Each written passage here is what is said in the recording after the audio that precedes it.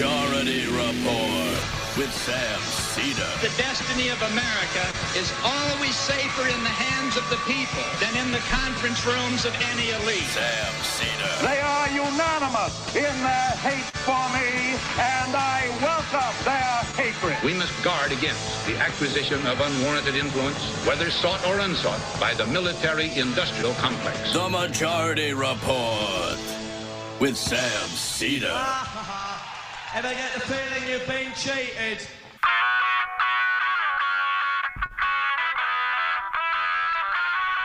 It is Monday, December 13th, 2021. My name is Sam Seder. This is the five-time award-winning Majority Report.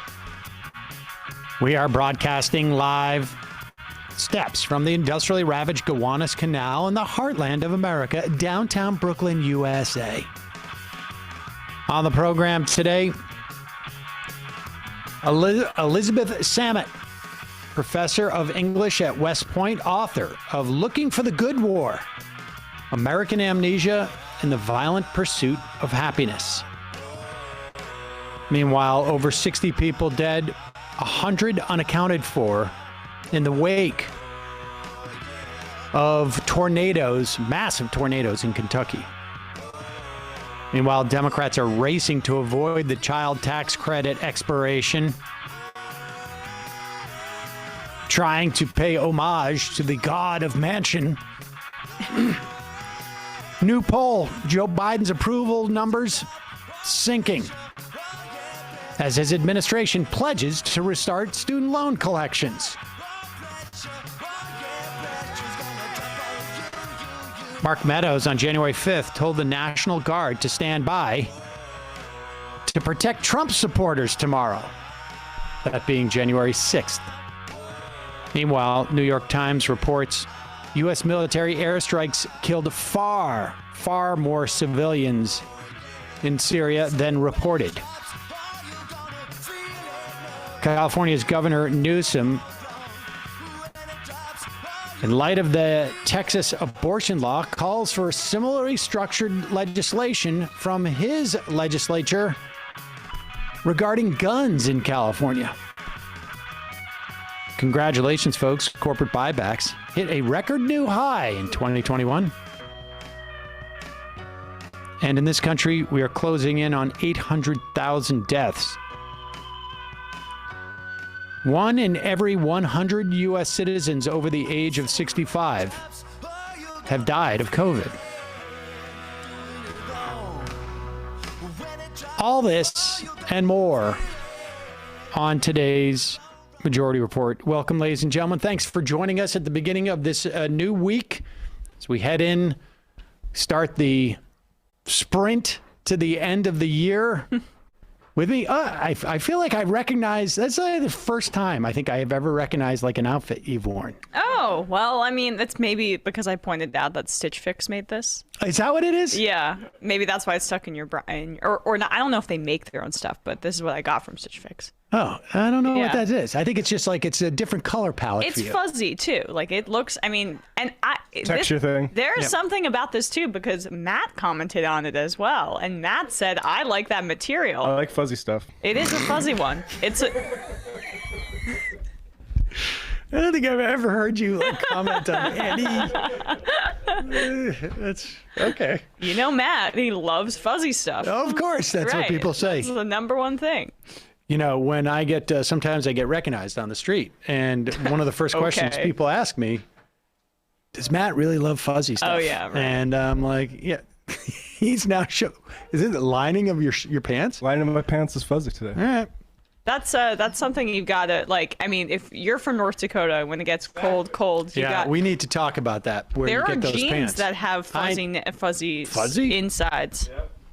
We need to talk about that. I've been trying to find lined pants, and I'm having trouble with that. Right. Just a note. Friend of show. I mean, maybe he doesn't perceive himself as I perceive him. So, a friend of show, Ted Leo. He did our opening. He has a single that he is selling. We have a link to it. That all the proceeds, 100% of the proceeds, go to two organizations that are dealing with the new Texas restriction on abortion, basically shutting down abortions in Texas. Jane's Due Process, which helps young people in Texas navigate parental consent laws and confidentially access abortion and birth control, and the Frontera Fund, which makes abortion accessible in the Rio Grande Valley by providing financial and practical support regardless of immigration status, gender identity, ability, sexual orientation, race, class, age, or religious affiliation. And they are building grassroots organizing power at intersecting issues across the region to shift the culture of shame and stigma. So those two organizations, I guess, I don't know how they're divvying it up between those two. I assume it's a split, but check it out. You can buy this digital song for $2, but you can buy it for whatever price you want. So head over there. Ted Leo working with some other people. I think Spencer Ackerman's involved or something. I'm not quite sure, but cool. Check it out. We have a link at the on the website at majority.fm, the YouTube description, and in the podcast. So look for that. And also on that site, you can buy tickets to Majority Live, the big live show to celebrate the anniversary of January 16th. Nothing really happened on January 16th in 2020, but or 2021 for that matter. 10 days from January 6th. It's 10 days from January 6th. Right. So that's why. That's check when it out. really set in what happened and why. Natalie Scher is going to be awesome. there. John Benjamin, Larry Murphy. We may have one or two other guests. We shall see. And we're all going to be there in person. The whole crew. You'll be able to see our legs. Well, I'm not promising anything like that. I may put like a table with a skirt around it. Oh, no calves for you. Yeah, you'll see them as we walk to our chairs. Oh, good. At the very least. I'm not quite sure. We got to figure that out too. I mean, I got a lot of stuff to do. But people are going to be there. I haven't even thought about the leg logistics. Yeah, I know. So these tornadoes in Kentucky are very rare for this time of year and huge for this time of year. There is a lot of reason to believe this is a function of global climate change. There's no one weather incident that you can point to and say with any, definitively this is a function of climate change. But when you start having weird weather patterns and more extreme weather patterns and more and weirder weather events, and that global temperatures are getting hotter in certain areas, maybe cooler in certain areas during certain times. And these strange, in this instance, it was a brutal weather event. And it's not just a function, obviously, these deaths are not just a function of the tornado. Could be a function of, let's say, in the Amazon facility that was there, they don't allow their workers to have cell phones, so they're not necessarily aware of. They're not getting the alert. They're not getting those alerts that go off. I know that on my phone I get that emergency alert thing that goes off when there's a hurricane watch or warning. And for these tornadoes, I mean, the process by which a tornado is created, right? It's like a thunderstorm turns into a tornado. My scientific literacy isn't that great, but that's what I understand. That's why climate change is involved here, because it can create conditions that increase the intensity of that and make tornadoes turn more aggressive. It's a differential in temperatures at different heights, essentially. And in the winter, you don't get tornadoes because generally the air is too dry, dry and cool, and so you don't get that updraft. And apparently that's not the case. It was in the 60s here this weekend. So. And So to be clear, there are some, when you have a weather event like this, there are some deaths that are going to be a function of just simply these things are unavoidable. But there are other deaths that are a function of practices, maybe practiced by Amazon in this instance. Maybe they didn't get enough warning for their workers. What we can do as a society, of course, is, deal with maybe the underlying issues, dealing with climate change, but also respond as a society, because there's no way individuals in Kentucky can rebuild in this way. And Kentucky as a state does not have the millions, hundreds of millions of dollars, I would imagine, maybe more, of dollars and of resources to rebuild. That is why we look to the federal government to come in and help our neighbors. We don't live anywhere near Kentucky, but that's why we're all in a society together. That's the way the American society, we have a federal government. There are Republican lawmakers, libertarians, self-styled, who have said many, many times in the past. Here's an example, for instance, Rand Paul mocking people who say that we should spend money in situations like this. It's from 2017. So people here will say they have great compassion and they want to help the people of Puerto Rico and the people of Texas and the people of Florida. But notice they have great compassion with someone else's money. Ask them if they're giving any money to Puerto Rico. Ask them if they're giving money to Texas. Ask them what they're doing to help their fellow man. And you'll find often that it's easy to be compassionate with someone else's money. Who's the someone else? Who's the someone else? It is a collective pot of money, which we don't even need to, as you point out many times, spending and taxation can be decoupled. But this is, buying into his premise, this is everybody's money that we've contributed into the pot. He believes that taxation is theft. He believes that we shouldn't have a community pot, as it were, that we shouldn't have a society that is organized around these things. Or I should say, he believed those things until that tornado hit Kentucky. Because now Rand Paul is calling for Joe Biden and the federal government to come in.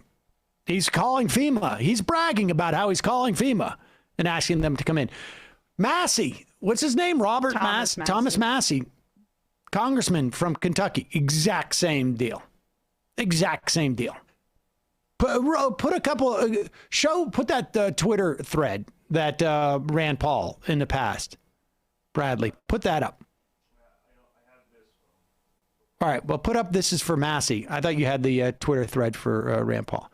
Rand Paul, this is it. I mean, there's a whole Rand Paul opposition to previous disaster relief research. Yes, I mean there's a whole Twitter thread that's up there with every time that he hasn't that he said no, like every date that is there.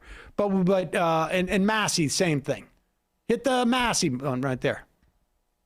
Often votes against national disaster relief except when Kentucky's involved. That's back in 2019 by his own newspaper, Courier Journal. All right, you can take it down. I mean that is. I don't know.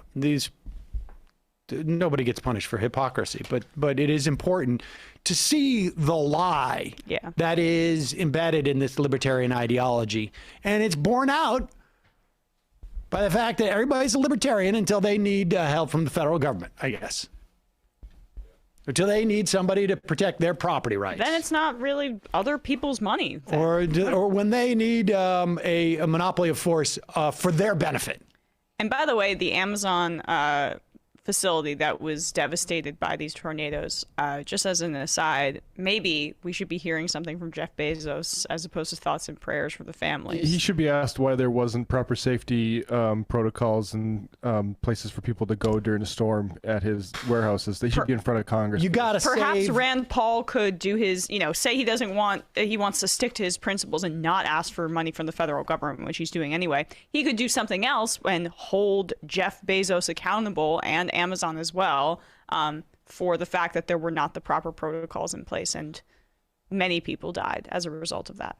But that would get in the way of the free market, I guess. There was also apparently a candle factory in Mayfield, I'm being told, in Kentucky, as to whether that was built, the shelter that they were in was built to standards. But we'll see. I mean, you don't want Bezos to take any money away from his ability to do his joy rides into space. Yeah.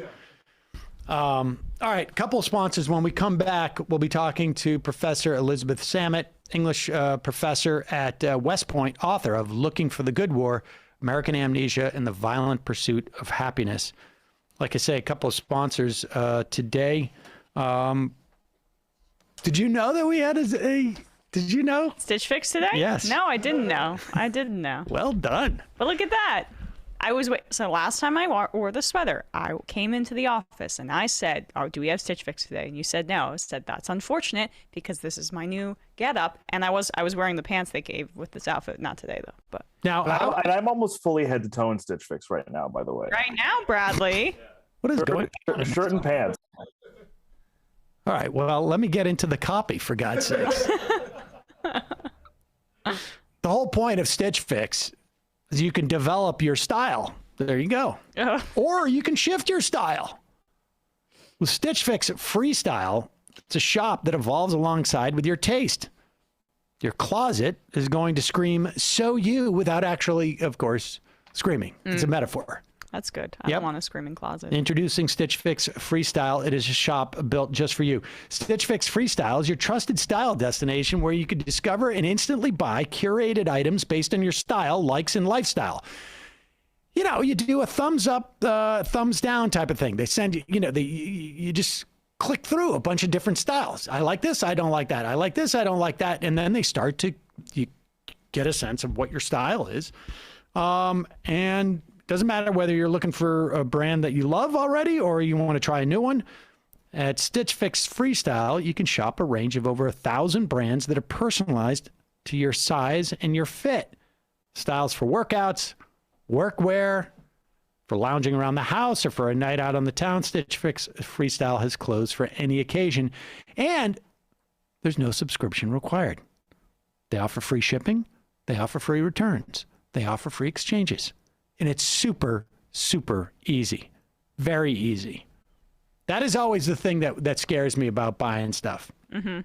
There are some places you buy stuff online, and it's almost palpable how they're making it hard for you to return it. Oh, yeah. Stitch Fix, envelope's right there. Bingo, bango. You try it on. You don't like it. You put it back in the envelope. Your postman picks it up. Or post lady. Your mail carrier. No need to get hung up on that. I don't need to get carried. Yeah. Well, we've already talked about different styles. I was going to talk about my my cardigan sort of baseball style sweater, but I don't even need to do that now. Is that what I see on the couch over there? No, that's actually that is not. That's a different one, actually. That's a zip up sort of mock turtleneck, but it's in my cubby. Oh. Yeah. We had cubbies. Well, I only built one with a door prior to COVID. And I haven't done the look other at two. that. The boss gets a cubby. Well, there's other cubbies there. It's just no door on it. I'm going to fix the door. But the point is Stitch Fix. It is it's a great way to expand your sartorial horizons or to edify them. I made that up myself. Get started today by filling out your style quiz at stitchfix.com/majority. That's stitchfix.com/majority to try Stitch Fix Freestyle, stitchfix.com/majority. Also, today's episode is sponsored by Honey. Everybody shops online. Everybody's had that same feeling at one time or another. The promo code taunts you. Am I paying full price for this? It drives me crazy. Or it used to, I should say. And I've gone through this story a million times. Like when Mila started buying stuff online, I was like, dude, before you do anything, you search for the promo code. Nope. And you got to try them. You got to try. You get to that one of those sites, you got to try 5 different promo codes. It was a bit of a pain, but there's nothing like getting $5 off for just taking the extra minute. Well, it's much easier now. Honey is the free browser extension that scours the internet for promo codes and then applies the best one it finds to your cart. It supports over 30,000 stores online, Honey does, ranging from sites that have tech and gaming products to popular fashion brands, even food delivery.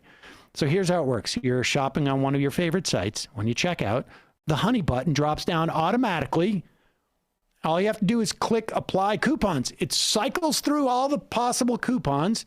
If it finds one that works, bing, you save, I don't know, $3, $5, $7 sometimes. I've saved like 25% off using that. I mean, you can save a ton of cash. And for me, the best part is if there's no coupon codes, it says no coupon codes. And then you feel like, okay, I'm getting the lowest price. And sometimes Honey has like not the best part. Price drop thing. For me, it is. I just don't like FOMO. Better than getting the discount. I mean, I just want to feel secure that I'm getting the cheapest price. Okay. I mean, least expensive, I should say. Honey has found over 17 million members, over $2 billion in savings. I have saved money on pants recently. Mila has saved money on clothes far too many times than I care to imagine. And also some makeup she bought recently. Oh. Yep. If you don't already have Honey, you could be straight up missing out on free savings. It's literally free and installs in a few seconds. And by getting it, you're doing yourself a solid and you're supporting the podcast. Get Honey for free at joinhoney.com/majority. That's joinhoney.com/majority. And lastly, as the holidays approach, there's still a lot of jobs to fill, like holiday lighting installer, advanced snowmaker, or no beard Santa. This is apparently a clean-shaven man who wears a synthetic beard. If you're hiring, there's only one place you should go. It's the place where we have gotten at least a significant portion of our staff, 25%. I mean, Bradley's second generation, but ZipRecruiter.com/majority. ZipRecruiter uses powerful technology to find and match the right candidates up with your job, and then it proactively presents these candidates to you. You can easily review these recommended candidates, invite your top choices to apply for your job, which, in my experiences, encourages them to apply faster. No wonder ZipRecruiter is the #1 rated hiring site in the U.S. This is based on G2 ratings. In fact, ZipRecruiter's technology is so effective that 4 out of 5 employers who post on ZipRecruiter get a quality candidate within the first day. That was also my experience. We've got a ton of great folks, and their interface really helps you organize it. Right now, you can try ZipRecruiter for free at ZipRecruiter.com/majority. Discover hiring joy with ZipRecruiter. Just jingle your way to ZipRecruiter.com/majority. Jingle all the way. Yep.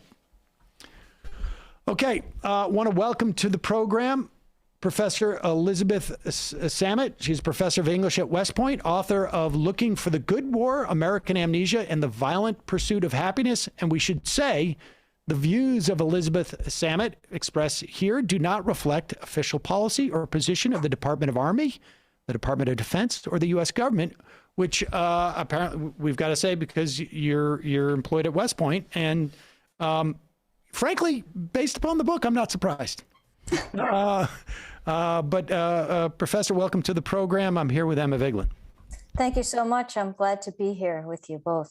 Yes, thank you. So let's start with, and I have to say, I cannot tell you, I don't think I ever contemplated that there would ever be a book that would come out that would take Tom Brokaw and Steven Spielberg to task for the model and narrative that they have created over the years. I've always found it problematic, and it's nice to see it at least, that supported it by academia. But let's talk about the prevailing, I guess, myth that has been created around World War II, and maybe we'll get into those 6 main elements of that myth. Sure. So, as you suggest, Spielberg and Brokaw and Stephen Ambrose, the architects of what we might call the 50th anniversary mythology of the war. And I think that's the most, there have been many myths of World War II, but I think that's the most powerful one. And the tenets that I suggest in the book are as follows: that the United States went to war to liberate the world from fascism and tyranny, which was, of course, a consequence of the war, but not necessarily the motivation for joining it. That all Americans were absolutely united in their commitment to the war effort. And that tenet, I think, gained a lot of traction after subsequent wars, which had nothing like the same consensus. And so there was a certain nostalgia for an earlier war in which at least most people seemed to be in agreement. The third is that everyone on the home front made tremendous sacrifices. The fourth, that Americans are liberators who fight decently and only when they must. The fifth, that World War II was a foreign tragedy with a happy American ending. And then the last, and these tenets are modeled on George Orwell's maxims for the writer in his essay, Politics in the English Language, that everyone has always agreed on points 1 through 5. And I suggest that deep down, we know that these myths aren't necessarily true, but they have become reflexive, and we invoke them all the time, especially when we confront all of the other wars that have followed in the wake of World War II. So let's I want to take each one and dig into them a little deeper, and then, but let's start, like, when did they all form simultaneously, or I guess did these myths all sort of like grow concurrently, I guess, over the years, or were they sort of like sequentially deployed? I think that they grew by fits and starts. There isn't necessarily a sequence to them, but at certain points in our history, they were more prevalent than others. And as I said, they arose mostly later, although not all of them. The first one, I would say, the idea of why we went to war, began before we stopped fighting. So where one can see the transformation, we can see it in a lot of different places, but where you can see it very clearly is in some of the products the government made for American service members. So there were these little guides, pocket guides to the various countries in which service members found themselves. And you can very clearly see in the guide to Germany, for example, which has a section that tells service members why they're fighting in Germany, which had to sort of combat some of the kind of natural allegiances, I think, that Americans felt, or at least they didn't feel that Germans were necessarily an enemy. And so these books sort of explained why. And they explained the roots of fascism. And they also recast America's role in the 30s, which is, of course, an isolationist one. But they recast it as this threat that America had recognized all along. And so then you begin to see the way that it changes, and we sort of backdate our participation. We backdate our interest in world affairs, and we backdate our recognition of the very real dangers of fascism, that recognition came quite late, I think. And part of that is, like, I would imagine fits quite well into the erasure of Soviet Union participation in the fight, right? Where there's very little understanding, I think, domestically about how many millions of Soviet soldiers died in World War II. And I mean, I would imagine that part of that rewriting of history fits in well with the Cold War that begins after the war. I think the role of the Russians, the role of the Soviet Union was extremely difficult, especially to explain to American service members. So first, the Soviet Union was allied with Germany, then allied with us, and then after the war and the Cold War, the enemy again.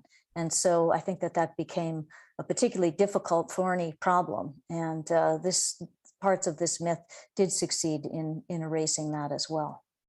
What's fascinating is the idea that they have to hand out pamphlets as to why you're fighting here sort of undercuts the idea that everybody understood why they were fighting there. And I think it's unrealistic to expect that everyone in an army understands all of the philosophical or political commitments animating any conflict. Many are concerned, quite rightly, with short-term survival. But it was certainly true that for the French, which tried to explain why the French were our allies and tried to overcome a kind of natural distaste, it would appear, between the Americans and the French, explaining the role of Lafayette, explaining the role of the French in the American Revolution, and that the French were, like us, lovers of liberty, was something that these books, particularly as toward the end of the war and afterwards, as we occupied France and became increasingly the tensions between Americans and French, as has been documented by many historians, became increasingly intense. We're going to talk obviously more about this, and I want to keep going through this list. But it seems to me that these myths are propagated by the U.S. government, and then there are entities in our society that find it, for whatever reason, that like it's just much easier to ride these myths that have already been initiated. I mean, the myths are established, right, by the U.S. government to get the military, to get people in the military to do their job. And I mean, I'm struck by the idea of like how it's almost the opposite of what happened in the context of Iraq. And it may be the opposite in other military interventions, but this one I was, an adult. Like, we knew why we were going into Iraq, even though, I mean, supposedly on day one, which was, we got to fight them over there before we fight them over here, and we don't want the firing gun or whatever it is to be a smokestack, a nuclear, mushroom cloud, and then all of that seemed to unravel as we got there, which is sort of the opposite, it feels like, in terms of World War II. But let's head to number two, that we were all united in this fight. Well, I would say that this number two, and really the entire myth, you said that they're propagated by the government. I think myth works in slightly more mysterious ways than that, and in some kinds of insidious ways. So I don't think they're all sort of part of an official propaganda campaign. I think they are certainly encouraged. The rhetoric of that war was used to justify later wars, I think, certainly. But I think that this tenet as well, in the terms of people being absolutely united, arose in the wake of wars in which Americans were emphatically not united. So Vietnam, perhaps the most obvious case. But I think that a lot of the discussion of everyone being welcomed home with open arms became a sort of nostalgic glance for Americans who did not necessarily welcome Vietnam veterans home. And did not embrace them, and confused perhaps the war with those who fought it, which is something I think we've tried to atone for yet again in these conflicts. But I do think that if you look at the films and the books of the time, and you look at the newspapers of the time and other documentation, you'll see that those soldiers, there were so many of them, millions returning, were a source of great anxiety rather than people we welcomed home with great enthusiasm. Although, of course, I think the enthusiasm was certainly greater than in later wars. But didn't, I guess what I'm saying about the government propaganda, I can just Google, United World War II, and I'm imagining we would have, I don't know how many posters that would say, we're united, and that, the government generates these, I guess, memes, for lack of a better term. I don't think that's what they would call them at that time. And they're picked up because they maybe, I don't know, follow some romanticized version, and they become easier for Spielberg. We'll get into Spielberg a little bit in a bit, but I mean, he he liked big ideas like that. After his first movie bombed, everything after that was going to be sort of broad and accessible. And what's more accessible than essentially, getting a theme from a war poster? And I think, I think cries for unity, for rallying around various symbols and ideas is part and parcel of any nation going to war, absolutely. I do think also that in the case of this war, and this is part of the power of the myth, it offers us the most flattering version of ourselves. That's why it's so seductive. That's why I think it makes such good movies. And that's why I think the mythology of the 50th anniversary celebrations of the war were so powerful. And part of my point is that it celebrating the war in the way we do, I think, condemns us to looking backwards rather than forwards. And we keep sort of searching for a war that will have the same kinds of effects, the same kinds of consequences.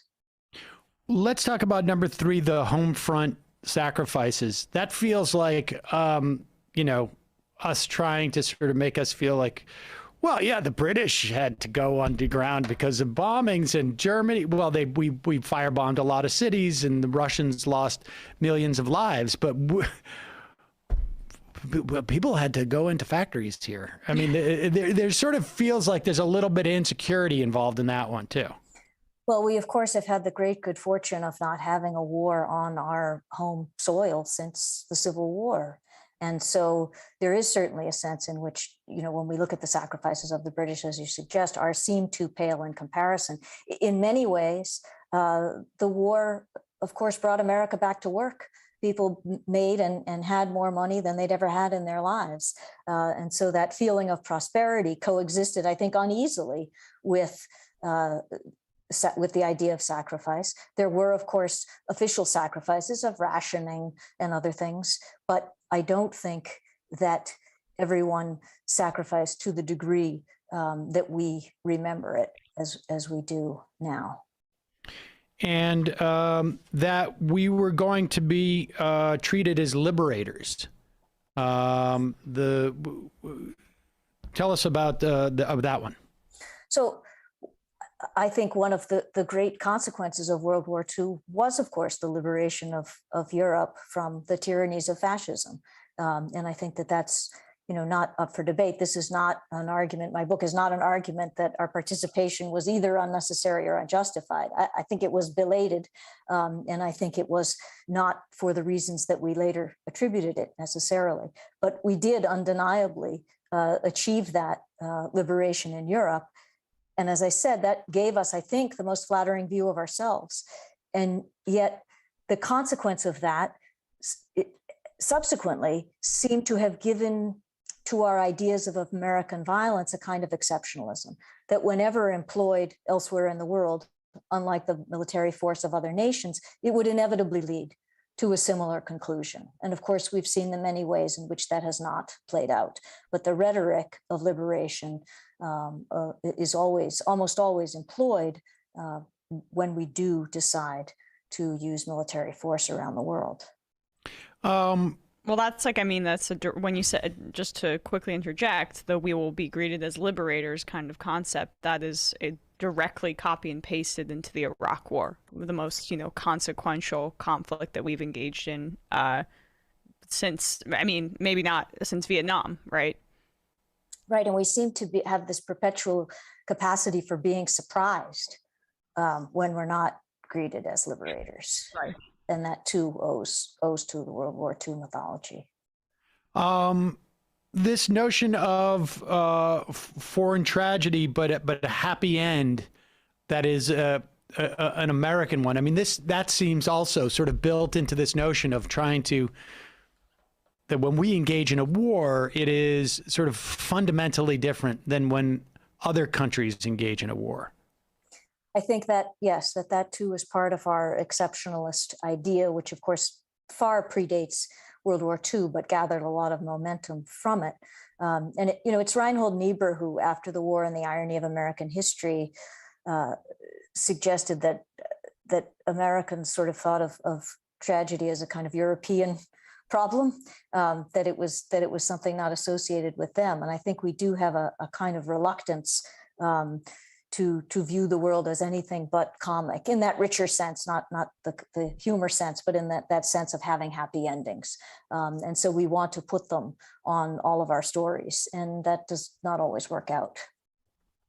Let's talk about how, like, where, and then that everyone agrees with 1 through 6. I mean, how did that play out? I mean, when I think of that, I just think of, like, I don't know, like that guy Meacham and Tom Brokaw sitting around, and maybe even Brian Williams trying to get in on that a little bit, of just talking about the greatest generation. And I don't know, we just saw it with Bob Dole. Like, it was as if nothing happened in his whatever it was, 60-year-long career as a politician, and we're still talking about him from World War II. It's I think it is intensified in this period as well by the fact that the numbers of World War II veterans are dwindling and dwindling quickly.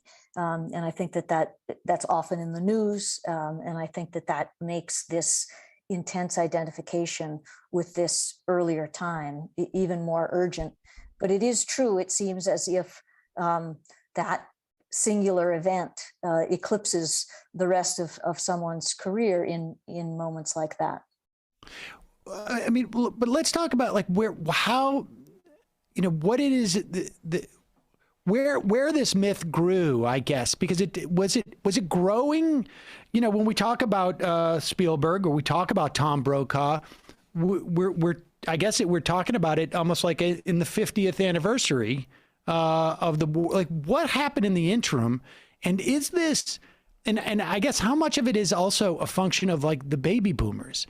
Because so much of our culture, it seems to me, is dictated by baby boomers, and it's their parents, right? Like, it's almost like there's some measure of stolen valor, or just sort of trying to put their parents on a pedestal. Well, I think that a concatenation of different events worked to galvanize the 50th anniversary mythology. So you had not only what would come to be called the Vietnam hangover or the Vietnam syndrome, you also had the first Gulf War, which was nearly contemporaneous. And I think that certainly the first President Bush's own history as a World War II veteran played into his role as the commander-in-chief during the first Gulf War. And he clearly viewed that war as being able to, as he called it, to kick the Vietnam syndrome once and for all. So I think there was clearly a sense in which those things worked in harmony with the 50th anniversary celebrations and this cultivation, the coinage of this term, the greatest generation, as a way for a country whose confidence, I think, had been shaken by Vietnam, to regain a kind of earlier luster through this mythology. Let's talk specifically about some of those people. Like, how did Brokaw, for people who don't know? I mean, because I grew up in, I was too conscious in the 90s. And so, and I remember just being so angry at the Saving Private Ryan movie. I got so annoyed by all of it. But will you walk us through sort of like, their role? I mean, they were all like on some type of 50th anniversary committee, it feels like. I mean, like literally. So Ambrose really launched this, I think, with his several books. Stephen Ambrose, the historian, launched it with several books. And he was very open in his interviews about those books, that he grew up idolizing those who fought in World War II. And they were heroes, they were giants to him. And I think he wrote those histories in that way. There was a boyish hero worship that infused them all. His great gift was for these wonderful stories, right? Those histories have great narrative, and they focus on individuals. They very carefully, Band of Brothers focuses on an elite unit. And so they're very seductive as stories. They often abstract battlefield heroics from the larger question of causes. Causes are sort of assumed. He has to do something with the fact that that generation didn't talk a lot about causes, so he just attributes that to a kind of stoicism. So there's just an absence of that kind of talk, but he has to supply it. And then picking up from there, Tom Brokaw's book, The Greatest Generation, and he clearly acknowledges his debt to Ambrose's telling of the World War II story, gave another name. In addition to The Good War, we now had The Greatest Generation. And the movie Saving Private Ryan, which you've also brought up, I think, of course, was extremely influential, still is among people who think about military service, I think, as was the series Band of Brothers, which came later. But I think there too, this idea that you would abstract a very small story and a story that is sort of wildly ahistorical in its celebration of going to find one private, as if that's the most important thing in a war that was, of course, was mass mobilization and had, sadly, no luxury for that. It makes it feel almost like an old-fashioned epic in which one soldier is battling it out against another. And it doesn't look like the World War II movies that were closer to the period. One that I mention in my book is 12 O'Clock High, which is the movie about an Air Force unit. And the emphasis throughout there is that you can't afford, it's the unit that matters. You can't afford to make exceptions for one person. The stakes are too high. And so the individual personality is submerged in that war. And I think that many of the memoirists of the period or later and others recognized that this was not a war about individuals. And so it's a very strange thing to make it one. Well, you assign it this like emotional meaning that can, I guess, buoy the story artificially, or the hagiography, or whatever you want to, or I mean, I guess maybe the mythologizing of the war, because you make it this personal and moral individual, I guess, mission, as opposed to reflecting the true brutality and complex reality. Right. And a lot of the soldiers in the middle of Saving Private Ryan aren't so happy about this mission. But what happens, the sum total of the cumulative effect of the movie, that all of that dissent seems to be washed out by the frame story, which is, of course, the older Private Ryan who comes, he's an old man, he comes to the cemetery in Normandy, and he visits those who died to save him. And so it's very emotional, very sentimental, and it washes out all of those questions that really are raised even by Captain Miller, the head of the commander of the company that has to go save him. I also found there was a sort of subsidiary theme in that movie that I felt was sort of deployed to address any of the questions of like, hey, should we have dropped both those nuclear weapons, or should we have firebombed Dresden? And that was, you can't let one German escape. You cannot have a shred of mercy, or it will come back to get you in the form of the prisoner they captured and let go, who came back and shot one of the guys or something. Like, it was just, and it was sort of the secondary theme, and it was sort of submerged in there, but it was basically like, it was, it was number 6 of your list. Like, we've all got to be on the same page here. What we're doing is completely righteous, and in both in a moral and in a sort of like a practical material way.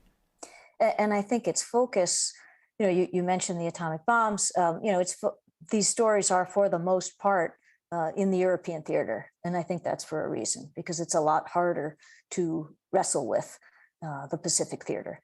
And so I think its focus on that is designed not to have to deal with any of those other issues. And also, that idea of showing mercy and then having that come back to haunt you, which is a frequent motif, I think, that you see in war movies, but not only of World War II, but certainly is one of the running themes of that film. Is this because I want to talk a little bit about what was taking place in the 50s, because you write about the noir movement in film, and very often it involved a vet from World War II in it, which it is fascinating because it's sort of like an allusion to the fact that, like, look, this is dark stuff. There's like some dark stuff happening underneath the surface here. That is a function of, people get just really sort of shattered in war, and they come back and you don't necessarily see it on the surface. But and I want you to talk about that, but also, I guess, like, is this crew of the 50th anniversary folks, Ambrose and Brokaw and Tom Hanks and Spielberg, and are they sort of like our version of the Dunning School in terms of for whatever purpose, creating this myth that we supposedly need at this time, or whatever it was, or for whatever reason that now, hopefully maybe you are a part of that response. I'm wondering just like if there's a parallel there, and what's going on with this country that we need to do this. So I think in one important sense, there's not a parallel. I think the Dunning School was clearly animated by racism, by white supremacy, by a desire to unmake history in its celebration of the lost cause, and in its dismantling of an understanding of Reconstruction that had existed before. So I think in that way, it's very different. I don't attribute the same sinister motives to those who mythologize World War II. But there is a similarity in the way the wars have been mythologized, in that I do think that myths born of whatever reason, with whatever good intentions, even if in this case it's a kind of uncomplicated veneration of ancestors, as you attributed to the baby boomer generation, possibly, that these myths always have a double edge, and that in this case, the myth of World War II has, I think, licensed in many ways subsequent uses of American force. And to the extent that we are emerging from the damage done by Civil War lost cause mythology, and I think we are slowly anyway, that can serve as a kind of parallel as we think about what will be the long-term damage of World War II mythology. And I think we're at a moment now, I mean, if you think about it, World War II is only half as old as the Civil War, and it's not sort of sealed off in the past quite yet. And so maybe there is still an opportunity, at least that's my hope, that we can think about it anew, and that might also help us exert more rational restraint in the future application of military force. Talk about that noir period a little bit. But I'm also, as you were saying that, I was also reminded that, I guess in the wake of World War II, or maybe in the run-up, like we started to name some of our bases, and the naming using Southern Confederate generals sort of came into fashion. But I imagine that was just sort of a way of like, we want to make as many people as comfortable as possible in our military, unless, of course, they're not white. I mean, during World War II, right? I mean, that was... Yeah, so the naming conventions really date back to World War I. And of course, the 50th anniversary celebrations of the Civil War occurred during the administration of Woodrow Wilson, whose racism is now, I think, finally certainly has come to light. And I think that he went a long way toward accelerating these practices and to making it, I think, he segregated the federal workforce. He certainly made it a lot easier for regional lost cause movements to have a kind of national foothold. And so the naming of bases for Confederates, and of course, many of those bases are located in the South, and they were made in coordination and conversation with local officials. And so it certainly was a desire, I think, to make people feel comfortable with those bases there. And so that practice gained or continued in World War II. And some of those were old, smaller forts that were enlarged, and then there were others that were new. Some of them have fortunately not survived. I mean, we're still reckoning with 10 forts that have Confederate names, but there were others arguably even more outrageous, like one named for Nathan Bedford Forrest, which did not survive the war, or which was decommissioned soon after. I'm sorry, I keep referencing film noir and then asking you another question, so you can't. But I mean, talk about that dynamic. Like, what was going on with that during that era? So, film noir, among other genres, frequently featured the returning veteran. Of course, that was just often a function of numbers, right? There were so many that they were a common feature of everyday life. It was not exceptional to make a movie with a veteran in it. And so many of these noir and other films as well, other genres, drama, comedies, were focused, or at least had tangentially in some cases, this figure of the veteran who returned to a life that was not the one, usually that he had left. And that's inherited from some World War I movies where you see the same thing. They've gone away, they're expected to resume their lives, but they can't. It's fueled by a certain animosity by the civilians at home who say, you must just want my job, who want veterans to just get back to normal and to get over it. These veterans are also figures of suspicion. One sort of common plot shared by several films is the veteran as drifter who comes into town, and often his arrival in town coincides with the crime. The crime is usually perpetrated by a banker or by someone respectable in town. But of course, this drifter, this veteran, is often accused of it. And the interesting thing to me, or one of the most interesting things to me, is that the veteran service record often plays a role in these films. So a detective or a district attorney will call to Washington for the service record and find that this veteran had an outstanding record, often a Silver Star, a Purple Heart, certainly a distinguished record. And then that record is sort of has a double edge to it. So sometimes it's used to say, well, someone with a record like this who served in the war so honorably, how could this person be guilty of a crime? On the other hand, here's someone who's used to dealing with problems through violent means, solving problems through violence. And so it also, at the same time, makes the veteran more suspect.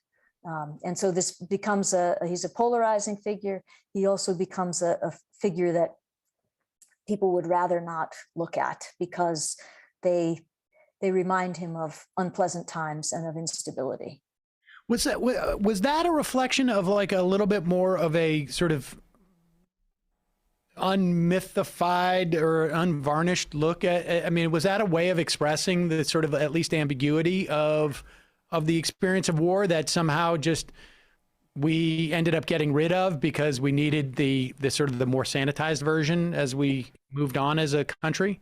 Yes, and I think that's the important part of the sixth tenet of the myth is that the idea that everybody has always agreed with this hagiography, and of course they haven't. And I think that you can see that in films, you can see it in novels, you can see it in the history of the period, and I think that you can also. There's another fabulous place to look for this kind of ambivalence and to look for the fact that nobody really agreed with all of these things until much later. And that's Studs Terkel's The Good War, which was a product of the 80s, so around the 40th anniversary of the war.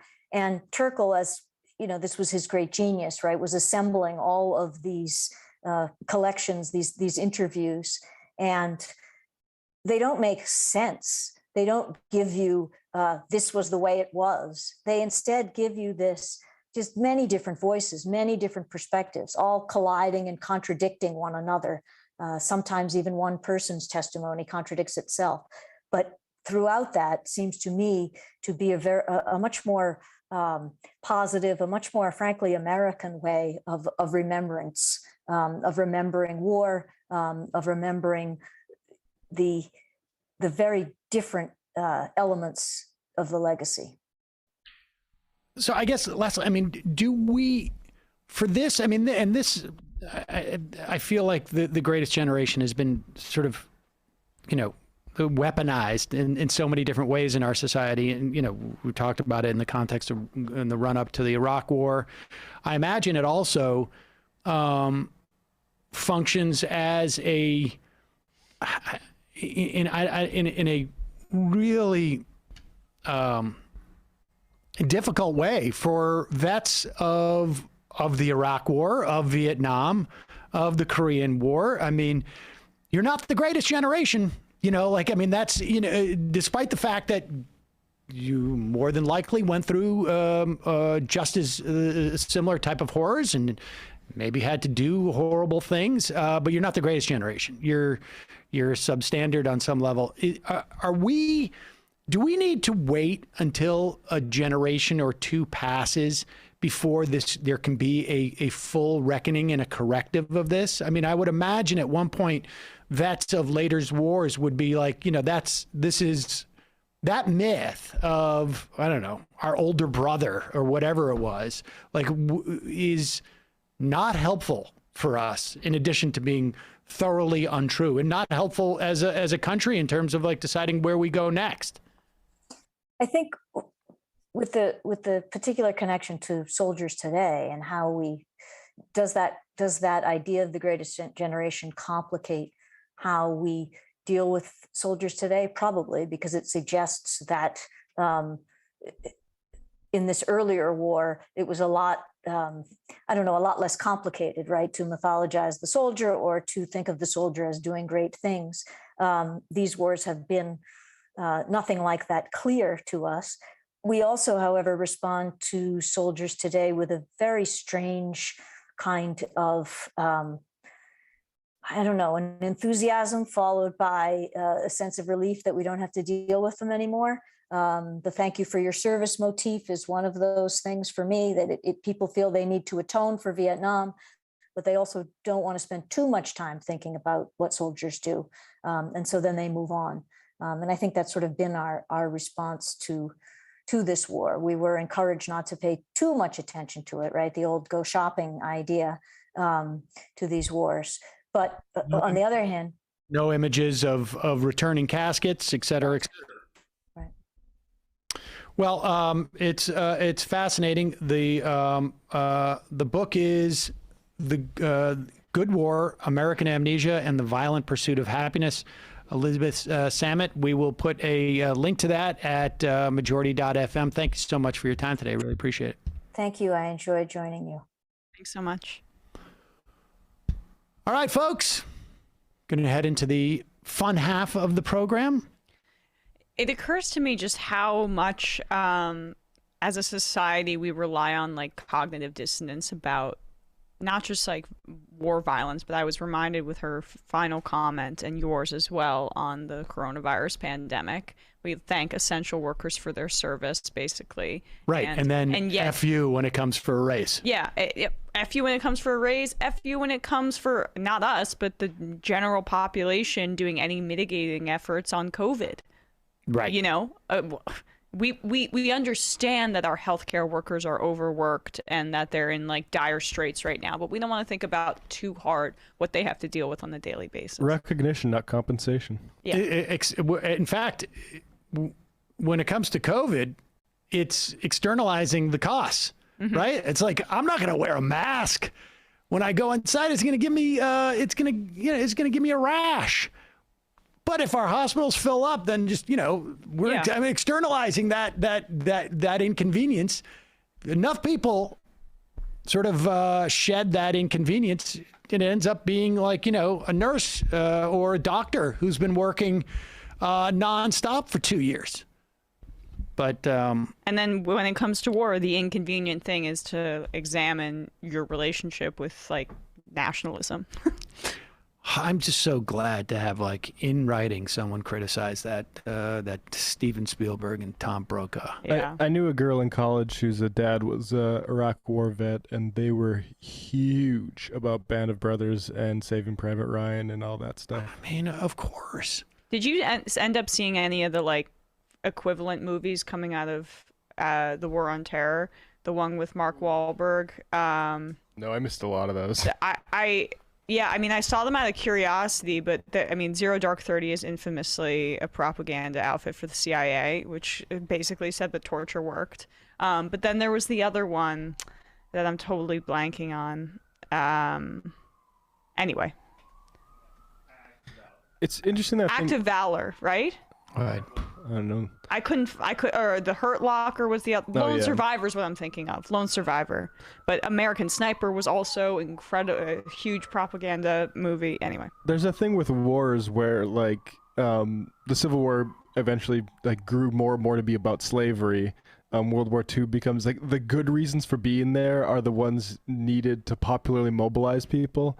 But then after the fact, the leaders act like that was the reason they were going in the first place, for propaganda value. They milk for propaganda value, but don't actually address the real issue. Right. I'm also convinced that, like, once the boomers relinquish their control, and frankly, the greatest generation, right? I mean, Nancy Pelosi's talking about more time in leadership. I don't know if she's part of that generation. But once they relinquish their control over the culture, then there's more space for people who have a more sort of like actual, like a genuine story to tell it. I mean, maybe that's why it took so long with the Civil War. It's like all those people, like the unity comes after the war, and it's like, oh, look at it's like this Confederate cavalry guy and that Union cavalry guy, and they're getting together to do a railroad. Yeah. It's Young Lions. I wanted to bring that up with her. That's if you want to see a good World War II movie. It's from the German perspective. Oh. Yeah. It's a good one. Yeah, I hope that like we come to a place where we're able to do a little bit more thoughtful war movies about like the war on terror that aren't just satirical, but things that are biting. No, we'll get critical war theory then, and all study of wars has to be about how they were absolutely like necessary. The body count or whatever. Oh shoot, no. Then the other thing I also want to ask her, and I'm sorry, I know we have to go into the fun half, but how much of these Hollywood movies they work in concert with like the United States government for access to tons, and certainly World War II. Greg Mitchell has written quite a bit, and we've had him on a couple of times to talk about the atomic bombs that were dropped. There was a lot of work done by the U.S. government in terms of propagandizing that stuff. I mean, I think I think, Ambrose, Brokaw, Spielberg, the whole crew, they're not creating these myths whole cloth. They're grabbing them, and they were produced, as propaganda. And then they pluck them out because those are the best, things to whatever, either because they need the emotional, Ambrose needed, the love of his dad or whatever, who the hell knows. But those myths are floating around out there, and they pluck them. I mean, that's always the way this is.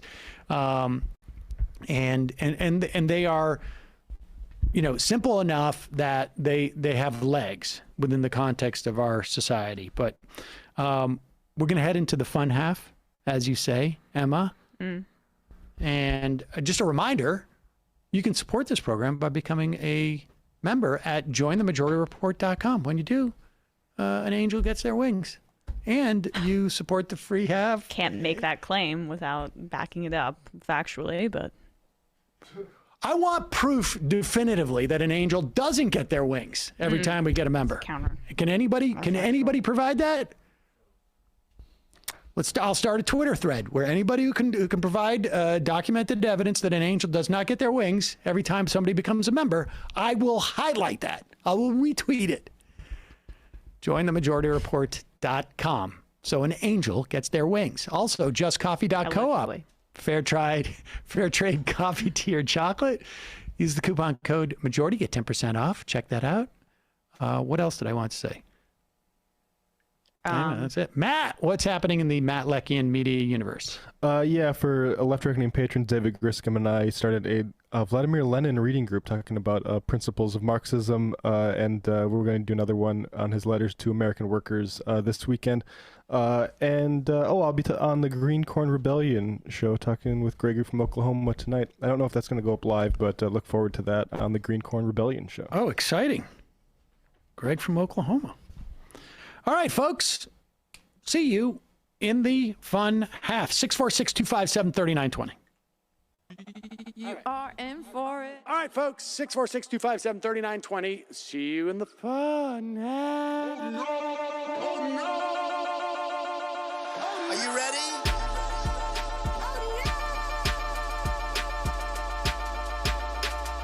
Who sent us this? Alpha males are back. Boys back. And the alpha males are back. Just as delicious as you could imagine. The alpha males are back. Boys back. And the alpha males are back. Just want to degrade the white man. Alpha males are back. I take all of it in my throat. Alpha males are back. Snowflake says what? The alpha males are back. You are a madman. And the alpha males are back. Oh no, Sam Seder! What a fucking nightmare! Bring back DJ Danner. Yeah, or a couple of them. Just put them in rotation. DJ Danner. Well, the problem with those is they're like 45 seconds long, so I don't know if they're enough of a break. That's fucking nonsense. You see white people doing drugs, they look worse than normal white people, and all white people look disgusting. And the alpha males... Psych. Fuck them. Snowflake says what?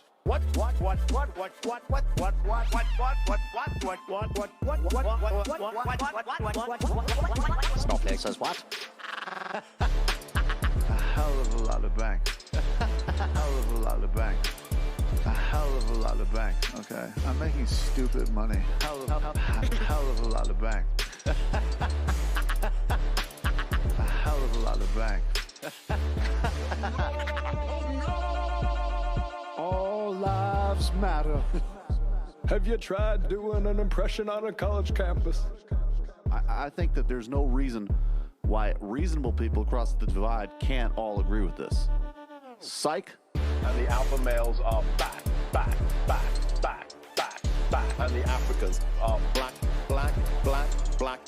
African. And the alpha males are black. And the Africans are back. When you see Donald Trump out there, doesn't a little part of you think that America deserves to be taken over by jihadists? Keeping it 100. Can't knock the hustle. Come on, fuck them. Things I do for the bigger game plan. By the way, it's my birthday. Happy birthday to me, Jew boy. I have a thought experiment for you. And the alpha males are back. Africans are black. Alpha males are black. Africans are back. Come on. Come on. Someone needs to pay the price for blasphemy around here. I am a total pussy.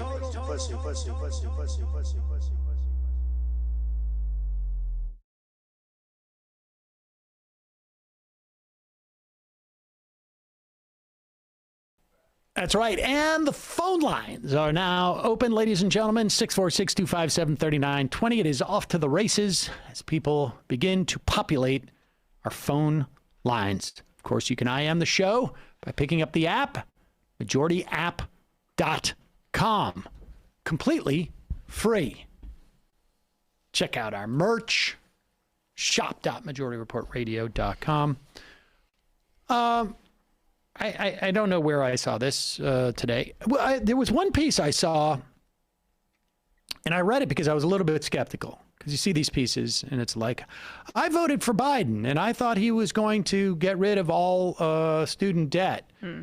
And someone's got $140,000 worth of debt, and I read into this piece, and Biden on the campaign trail said he was only going to do $10,000 worth of debt. I thought we were going to see more. I don't know if we're going to see any. He said a minimum. A minimum of 10,000. I think it remains to be seen.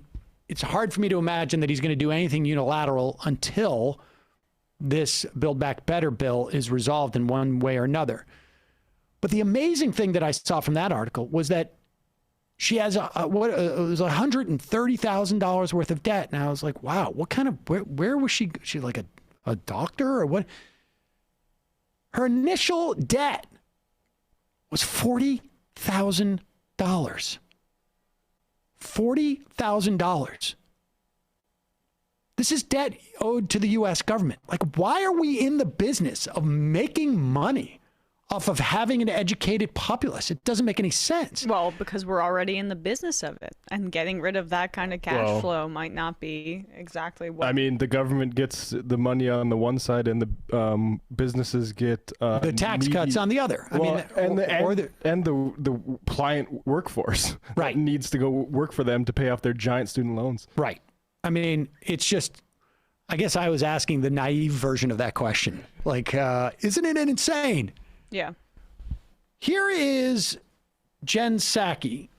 And, you know, this is like the functional equivalent of like, what do you expect us to do? Send out test kits to every American for free? That's absurd. It's absurd. I mean, it was one of the plans that was presented to us. But and it's not something that other countries do en masse. This is indicative of an administration that is it's unclear on what's going on in the country. Play this clip number 1. Biden administration considering extending that student loan payment pause? I know there's, if not, besides legislation that probably won't pass, what are some of the options that can help these people? You're talking about the student loan payment pause that expires in February, just for clarity. So in the coming weeks, we will release more details about our plans, and we'll engage directly with federal student loan borrowers to ensure they have the resources they need and are in the appropriate repayment plan. We're still assessing the impact of the Omicron variant, but a smooth transition back into repayment is a high priority for the administration. It's a high priority for the administration to get back into like ending the pause. I mean, a smooth transition back into ending the pause. Like, what does that mean? I mean, it means like, oh, we're gonna, we'll give people plenty of notice. You're gonna get it like 60 days, and you're gonna start to pay again. Yeah, I mean, it means we want to make sure they know that it's their fault if they don't pay when we will restart smoothly put the albatross back onto your neck. But here's the other thing, just as a political matter. Like, I saw somebody, there was some headline too that was something like, all I know is, maybe it was a tweet. Donald Trump paused my payments. Joe Biden's restarting them. Yep. We're also going to see this with the child tax credit.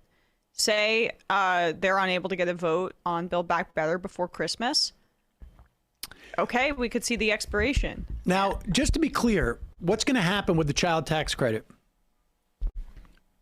The one of the changes in the COVID relief bill was that these child tax credits were going to go out. Not only they were expanded in terms of dollars, but they were going out on a monthly basis instead of one lump sum payment at the end of the year or when you get your taxes back. My understanding is that you will still get the child tax credit in, I think it's January, February, March, but it will be paid in April when you get your taxes back, those 3 months or 4 months.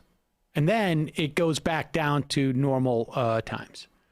But nevertheless, as a political matter, people are going to feel it this way. And it's also going to impact the economy. I mean, there's just no doubt about it. And it's going to impact poverty rates. And it's going to impact, a whole host of things. It's just and yes, it's Joe Manchin's fault.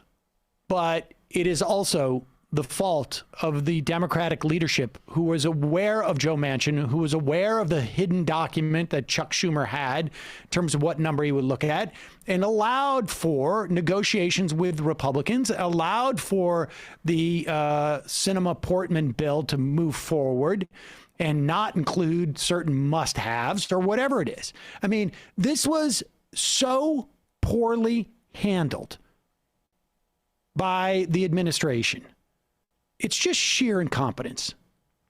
I do not believe those people who are under the impression that this was all a way for Joe Biden to buy 6 months of goodwill, which is worth nothing to him politically. Could have easily gotten into office and said, yeah, we're going to do 1.5 trillion maybe if Joe Manchin allows us, and that would have been it. You do not, even if you're a secret Bilderberger group representative or whatever, and want to immiserate people, you do not say, I want a $3.5 trillion bill. And then, well, you look weak if you don't get it. And that's like the number one thing. That of course. You can't be looking weak as president, which Biden has failed at that thus far. This is just sheer incompetence. Yeah, but the debt thing is ideological. Yes, without a doubt. The debt thing is Biden has, throughout his entire career, seen debt as a disciplinary tool. And he has been a proponent from the bankruptcy bill on and before and after as well of using debt in this fashion as a way to make sure that you keep a certain segment of the population in line. It's such you know what? It's a moral hazard. And talk about regressive policy. The federal government, again, being in the business of profiting off of people who want to go to school. Like, you can't talk about this in the same sentence as taxation, but it has a very similar effect. And just another reason why. Totally a tax. Are you talking about education? Yeah. I mean, I guess you can. Educating yourself. I didn't want to, sound stupid by saying that, I guess, but that's necessary. That's basically what it is. It has the same effective. It has the same effect. If you're come from a working class family and your parents can't afford to pay for college themselves, it's going to hurt you. Like, this country wants to make that hurt. Yep. So you make it just a scarce commodity. Mm-hmm. Not going to just walk in there and get it. Calling from a 281 area code. Who's this? Where are you calling from? Is this me, Sam? It is you. Hey, this is Chris from Austin. How you doing? Chris from Austin. What's on your mind? I just wanted to say there's one thing that maybe not a lot of news reports. Damn, I'm one of those nervous callers. Okay, you're doing great. All right.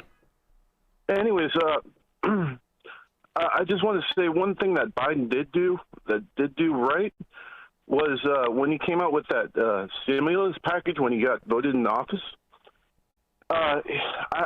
He also did that thing where, for the last 4 months of the year, you could get free health care if you were unemployed. Yep.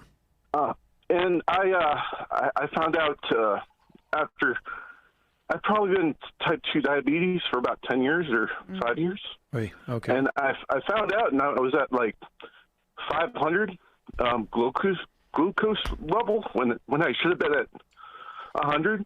Okay. And I was about to die. Hey.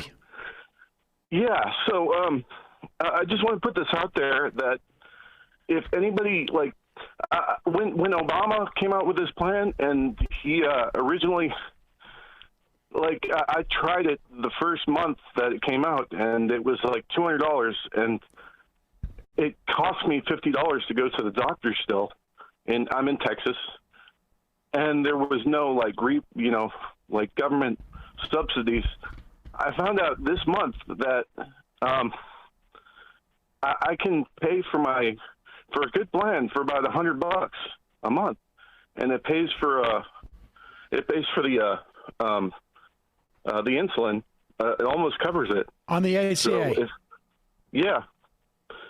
So if anybody lives in Texas and thought that it was going to be a ripoff deal, or anywhere that that the Republicans were trying to block it from, getting rebates from the government, you should definitely check it out. Because I think the COVID relief bill, and they're trying to make this permanent, I think, in the Build Back Better, they increased the subsidies on the exchanges. Yeah. It made it worth it for me to actually get it because I can't pay $300 a month for insurance. Right. I don't have that money, but I can pay $100. Right. Well, I mean, the bottom line is you should be paying nothing, frankly. Right, absolutely. We should be having Medicare for all. But yes, and there was definitely some, in the context of the COVID relief bill, it still made things incredibly annoying, and it was completely hodgepodge. And it was also, from the government's perspective and from a systemic perspective, the least efficient way to provide these things. But the fact is, a lot of people got free health care for an extended period of time. That's all going to go away. And the bottom line is that Biden should have used the momentum coming off of that. He should be talking about this like nonstop. Yeah. Like I could have died. They don't want people to get too used to it, I think, is the problem. Yeah, you're probably right. I mean, also too, I just want to say I got my Hello Tushy because of you guys. Oh, all right.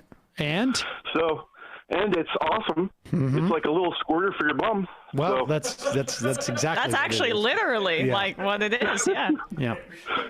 So if anybody's scared of Hello Tushy, it's the first time it's a little weird. Yeah. But then your butt gets kind of used to it, and it's kind of nice. All right. Well, so I'm very glad to hear that. So I appreciate it. And please, anybody that still hasn't even looked into affordable healthcare with the subsidies, check it out because it could save your life. Yep. And there's not too much time left. Appreciate it. Thanks, Chris. Thanks a lot. Bye. Only on this show. So I've been calling in to talk about healthcare subsidies and the squirt in their butt. Things can get better. Yep. There you go. So my M's Zephi. With inflation giving Manchin free rein to block BBB, how long can this be stalled into next year before the election cycle takes over? I don't think there's much time, frankly. Jennifer from St. Louis, the Amazon facilities in Edwardsville, Illinois, which is in the St. Louis area. Federal government about student loan payments, FU, pay me. CBD nut, these nuts. Hey, Sam and crew, just thought in case you hadn't heard, but grocery workers at Quality Foods and Fred Meyer's in Portland, Oregon, Southwest Washington, have voted to go on strike over unfair labor practices. Love to see it, as Local 555 represents 29,000 employees across 4 states. Wow. Interesting. I had not seen that. Check that out. 10 lawn gnomes. If the movie Twister taught me anything, it's that warehouses are the worst possible building to be in during a tornado. Even allowing employees to come to work in those weather conditions, it's corporate negligence. Sam's greased up calves. Hey, Sam, I have a woodworking question for you. I am making my partner a set of wooden guitar picks out of oak and poplar 2x2s. Poplar 2x2s. Okay. Belt sanded the rough shapes and did a series of hand sands up to 2,000 grit to get a nice point and beveled edge. Then used a wood burner to etch some designs into the faces. Wow. They're done now, but I'd like to finish them with a sealant or stain. I'm hoping to prevent discoloration after it's been touched a lot, while also maintaining a dry texture. Do you have any suggestions? Maintaining a dry texture. I'm not sure I know what that means, a dry texture. Does that mean no gloss? Go for a satin. I like Waterlux myself. I use that. But I don't know, for something that small, I don't know. I mean, I either use like a water-based one or Waterlux. Because the Waterlux is food safe. I don't know, but it also has a nice, I don't know. I don't know. I don't know what dry feel means. But I guess that means maybe like a satin or a flat. Clown Shoe Mike, did Massey and his strapped family try to blast those tornadoes away? We can't expect these billionaires to be held accountable. Then they might not be able to literally F the sky with their dildo ships. XRYZ, I hope they do an investigation on that candle factory in Mayfield. From what I've gathered, they followed storm shelter protocol, but it seems like a lot of deaths are from that factory. Maybe the building wasn't built to standards or stated or skimped on structure ratings in severe weather. I don't know how it collapsed like that. Ray, I I was in my late teens or early 20s during the late 90s, early aughts, and I just ate up all those World War II movies and shows from Spielberg and books from Stephen Ambrose. Looking back at it now in my early 40s, I think those hagiographic products, whether intentional or not, really serve to propagandize males in that age range about the goodness of the United States as they're coming into the workforce. Yeah. Yep. The other thing for that interview I learned is that you can also pronounce it hagiographic. When she said it, that was I double, I questioned. Good double myself. Fox Mulder on X-Files calls it hagiography. I always did hagiography. Me too. Death to America. I'm afraid that so-called progressives, along with Hillary Clinton, are walking slowly toward the cliff of war with China. The only ones I see speaking against it are some quarters of the business community.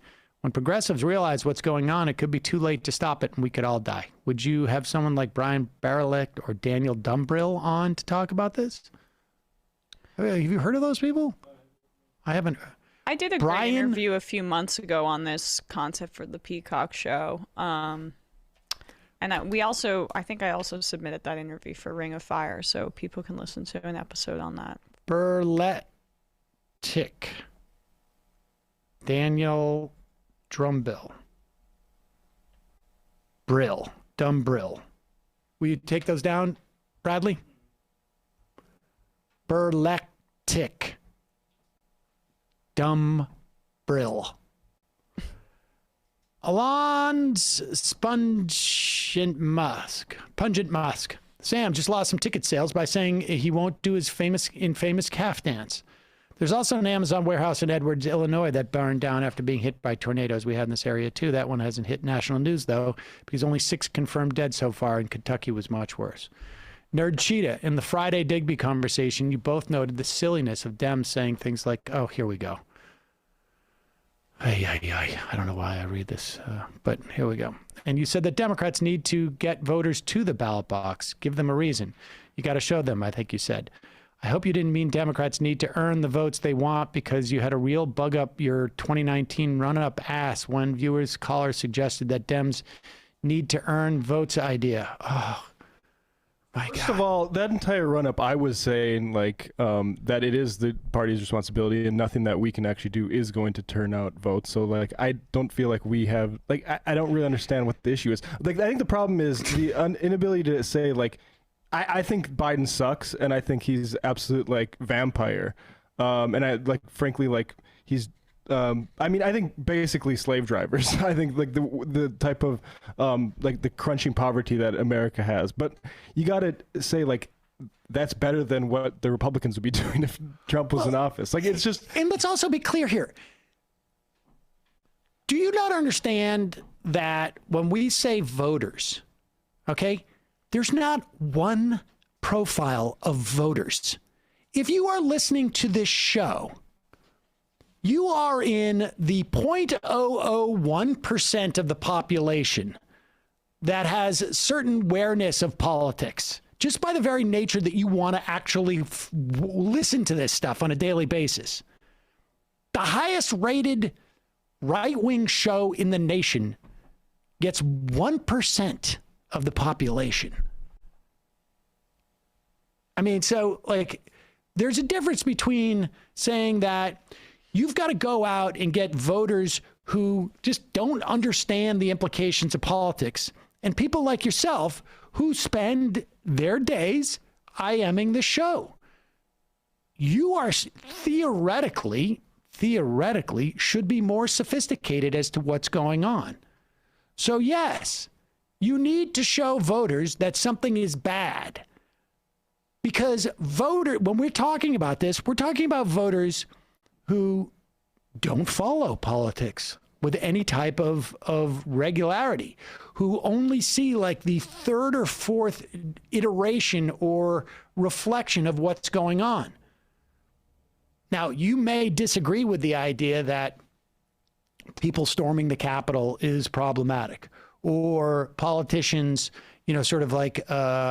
conspiring to overturn the election results is bad or good. But the premise is that you cannot communicate to voters that there's a problem if you, on one hand, say this is a threat to democracy, but on the other hand, do something that indicates that, like, but at the same time, we're going to join together with these guys and try and get this, I don't know, procedural thing passed.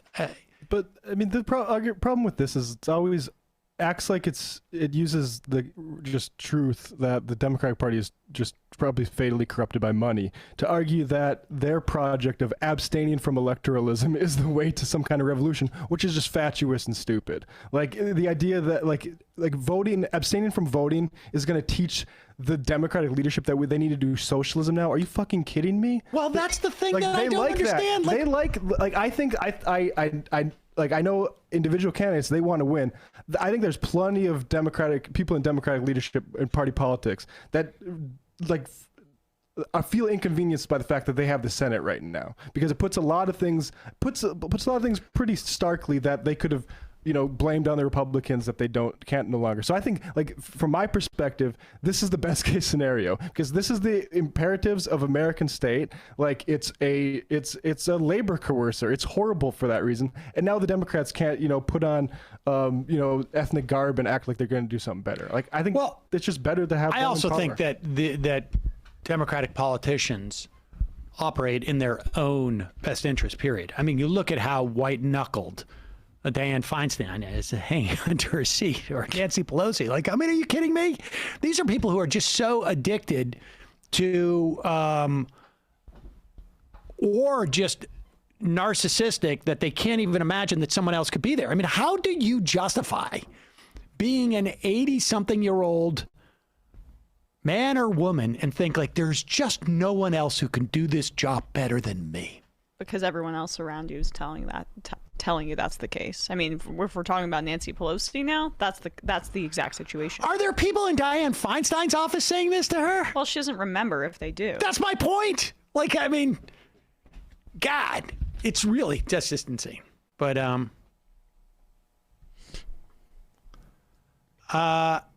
Jack Torborg, huge update on Donziger. He is back to house arrest. It is bittersweet, as he isn't actually exonerated, but he's definitely good news. Yes, he tweeted that out the other day, I guess. It sounds like the prison bureau himself and Donziger isn't sure on the exact details of his release, but he sounds glad to be home. Did an interview with Marianne Williamson. If you want to check it out, justice obviously will not be served until he's actually exonerated. Kaplan and Persia are stripped of their power or face consequences, and Chevron is held accountable, but a small win is a win. Left is best. Fluffhead, hey, Majority Report crew, became a member a few weeks ago after listening for years. However, the app for Android is the worst app I've ever used. It literally bricks my phone once per show. Thinking of ending my subscription. Oh, I'm sorry to hear that. I was going to give you a shofar. Android, we're going to be updating the app soon, but Android is a very, very, very difficult platform for app makers, because each iteration of the Android thing and each piece of hardware, each firmware functions differently with the apps. So it is probably a combination of the app and your firmware, but we're going to update it soon. Sorry about that. Jersey Max, has anyone on the crew read Family of Secrets by Russ Baker? It's about Poppy Bush, and I'm finishing. It's very interesting.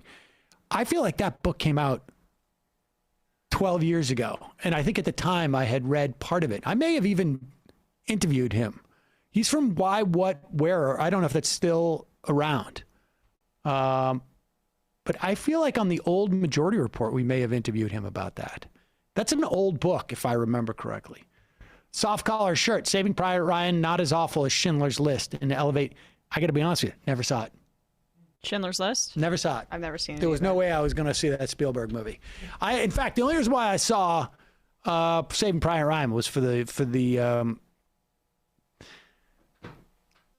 because I played whatever that video game was at the time. Call of Duty? Call of Duty. And they had a scene there, and I'm like, I want to see how this scene is in the movie. And I went in to see that, and then I just hate watched it after that, because at the same time the Thin Red Line came out, which is I don't know that it romanticizes World War II or specifically doesn't, but it's a far more nuanced, like sort of. I just like those two movies came out at the same time. And Letters from Iwo Jima. Have you seen that? Is that good? I don't think I saw that one. That's like a World War II Not like movie. Clint Eastwood or something. Oh, it is? Oh, no. Well, then never mind. Bradley's shifting uncomfortably in his chair because I know he saw a Steven Spielberg movie over the weekend. How was it? Oh, I would go see West Side Story only because Iglesias wrote that ridiculous tweet about how there was an imposition of racial dynamics in it. I mean, that's the whole premise. Like, but now they have actually Latino people playing the sharks. I mean, as opposed to Natalie Wood. I recently took Milo. I can't remember when this was. Maybe it must have been pre-COVID, to a new like stage production that was out, and it just like everything is nice in America when you are white in America does not include any sort of like social critique about being like the whole thing. Why is it that all the contrarians, like that's there's too much anti-racism or like any kind of and like imagine in the 50s, like you're coming out with this, like how bold of a racial statement can you make in a Broadway production? It's just like, did you like it, Bradley? Okay. Ever heard good things? Yeah, that's something Even I would do. Ansel Elgort's in it. I don't know who that is. Really? All right. Well, nobody can hear you when you're like you guys are having like a side conversation. Sorry. Sorry. I thought the movie was good. I don't think they necessarily needed to actually adapt this movie, but Ansel Elgort, for all of his like weird tendencies, he was pretty good as Tony. You know, what I'm excited for is the Joel Coen Tragedy of Macbeth. But maybe that's a little bit snobbish. All right, let's go into this Stuart Varney. Oh. On Fox Business. Haven't heard from him in a bit. Yep. He has crawled out of his hole to complain that the recall didn't work with Shama Sawant, city councilwoman in Seattle, socialist city councilwoman. What number of recall is this? This has got. They keep trying. She's unkillable. I just also it's sort of like what like I didn't quite follow it and I don't know what the premise was. So what are the like premise they keep coming up with? Yeah, they just add stuff like the stuff that's going on with Portland with the cops and stuff like that. It's just nonsense. Can you recall for being mean to Microsoft? Yeah, that's or to Amazon, like pretty much attempting to tax Amazon too much. Here is Stuart Varney with KTTH Radio Seattle's Jason Rantz. I wonder if that's a fake name. Now let's move on to Seattle, Washington, where Seattle's socialist city council member, Kshama Sawant, is up for recall, right in the middle of a recall election, actually. Our Seattle guy's Jason Ranston joins me now. Is Seattle finally going to get rid of this person who I think is responsible for the ruin of Seattle? She is definitely responsible for the ruin of Seattle in large part. Unfortunately, probably not. So night one, when we got the recall count in, the recall was actually up about 6%. But anyone who lives here and covers the elections here knows they have a tendency, her supporters, to vote the last moment. Just citywide progressives and socialists far to the left, they vote the day of the election, which means they get a huge uptick in support at the last minute. So yesterday, the new numbers came in. Pause it. I like, first off,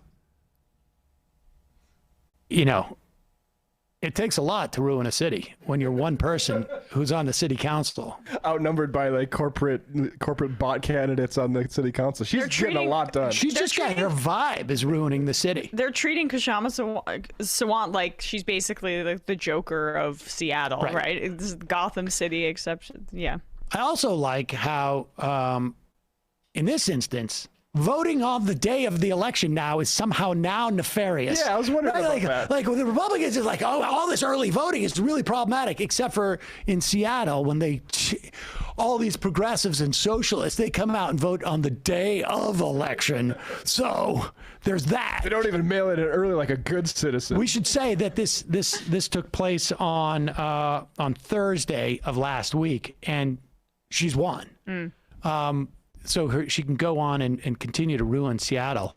But let's continue. Apparently, she's watering down all the coffee. That's the big thing. And socialists far to the left, they vote the day of the election, which means they get a huge uptick in support at the last minute. So yesterday, the new numbers came in. She's now down by only a little under 300 votes. There's about 1,200 to 1,300 votes left. She's almost certainly going to be able to pick up and take this race over. I hope that doesn't end up happening, but history suggests that's what's going to occur. There's no hope for Seattle. Look, I don't mean to be extreme, but, you know, a socialist of that latest... I'm losing my tongue here. I'll move on. All right, Jason, let's go to Portland. The police there are warning residents if they call 911. I like that. Like, I can't even... I can't believe... What's amazing, they also don't put it in context. Is it like literally, is it the third or this the second recall attempt? At least the second. Well, I mean, yeah, I if there is no hope for Seattle, Stuart, then maybe just you don't need to give it any more coverage or like care if Thomas Sawant gets recalled or not, because you could just leave it. Lost. You leave it to the socialist wolves. Allow it to remain like this insulated place where you don't have to worry about it anymore. When does the rent drop there? That's one of her, she's for rent control and for tax and Amazon. So you can see which kind of industries would line up for these recalls. Yep. I love the radio host who has to be there like, wait, what? My city, yeah. So the only thing he contributed was that Sawant's voters vote on the same day, which is what Fox News has been conditioning its viewers to say is like the only way to trust. Yeah, exactly. And that classic. But it's like he's dripping with like they're so lazy they just vote on election day. Yeah, Varney can't even elaborate a criticism. It's like she did. It didn't even mention she's responsible for the $15 minimum wage and all sorts of things. But well, of course, you don't want to say these things because they're actually good. Well, because it also took place long ago enough in the past that there's no evidence of the horrible effects that they were anticipating were happening. But he didn't prepare for the segment. He got his producer's notes that said socialist recall and was like, oh my God, I'm going to make this an existential segment. Get me Johnny Rants from Seattle. He'll fill up the 3 minutes. Who will rant on this? But yeah, Johnny Rants. Oh boy. Jason Rants. Wow. So we touched on this a little bit on Friday. Julian Assange... still in prison in England, has been in there now for what, 3 years? 3 years. Basically. Since 2019, which is, I mean, he's not time served. Well, the problem is he's not arrested. Yeah, he shouldn't even be in. He's being held as this extradition action is ongoing. He was found by another judge, and I don't know their system of, but a higher court judge, that his initial claims that he couldn't be extradited to the U.S. because of the nature of the prisons there would be inhumane in many respects to send him, and he was a potential suicide risk, and there was potential danger. The judge found that the Home Secretary that those claims by Assange were not enough to prevent the Home Secretary in England to okaying the extradition. But the real issue is, the Department of Justice continues to pursue this case against Assange. The crux of it is whether Assange was, too leaning in to getting Chelsea Manning to provide this cache of material that Chelsea Manning had taken had copied essentially, including the video of an Apache helicopter, essentially killing medics in Iraq, but also a bunch of State Department cables, et cetera, et cetera. well, let's first off, let's just play this clip. We got 2 clips. Let's play this clip from Joe Scarborough and Claire McCaskill. I would just say this. The reason why this stuck out for me, when these cables were released, when this information was released, I was doing at least once a week on, oh gosh, I can't remember his name now. The sort of libertarian-y type of guy, the guy came over from CNBC. Like Radigan? Yes, on Dylan Radigan's show. And literally every time I was on that program, because almost every day, there were news stories pegged around these cables. So they were newsworthy, almost definitionally. And what gets lost in, well, we'll go through it. And they were factual. Well, it's what happened. No, but of course.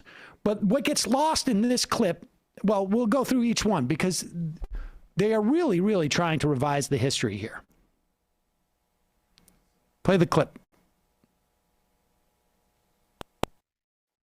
The politics of this. As a prosecutor, you're given this case, and you've got a guy who's stolen thousands of documents, pages of highly classified national security documents, released them to the world. Pause it. He did not steal them. He published them. The argument that the Department of Justice is making is that he was too encouraging and too helpful to Chelsea Manning in her getting these documents. They were not highly classified. Many of them were just like top secret because they don't want to embarrass themselves with these cables. Because they showed the sociopathy of the way that our troops were conducting well, it's not just the troops. I mean, these are just State Department cables where it's like, well, I don't like this guy, Bill, or we should have, canopies here, or just other stuff about like, Western support for dictators or different leaders who are absconding with money, or our awareness of it. And he didn't just dump these out. Go back and Google. Bill Keller wrote a story about the months in which they poured over it, negotiated with WikiLeaks, and the consortium of major publications, including the New York Times, the Guardian, the Washington Post, Le Monde, Der Spiegel. I mean, all of the and down in Latin America, like there was at least a dozen major publications that were part of the dissemination of these things. So all of like within one sentence. But continue.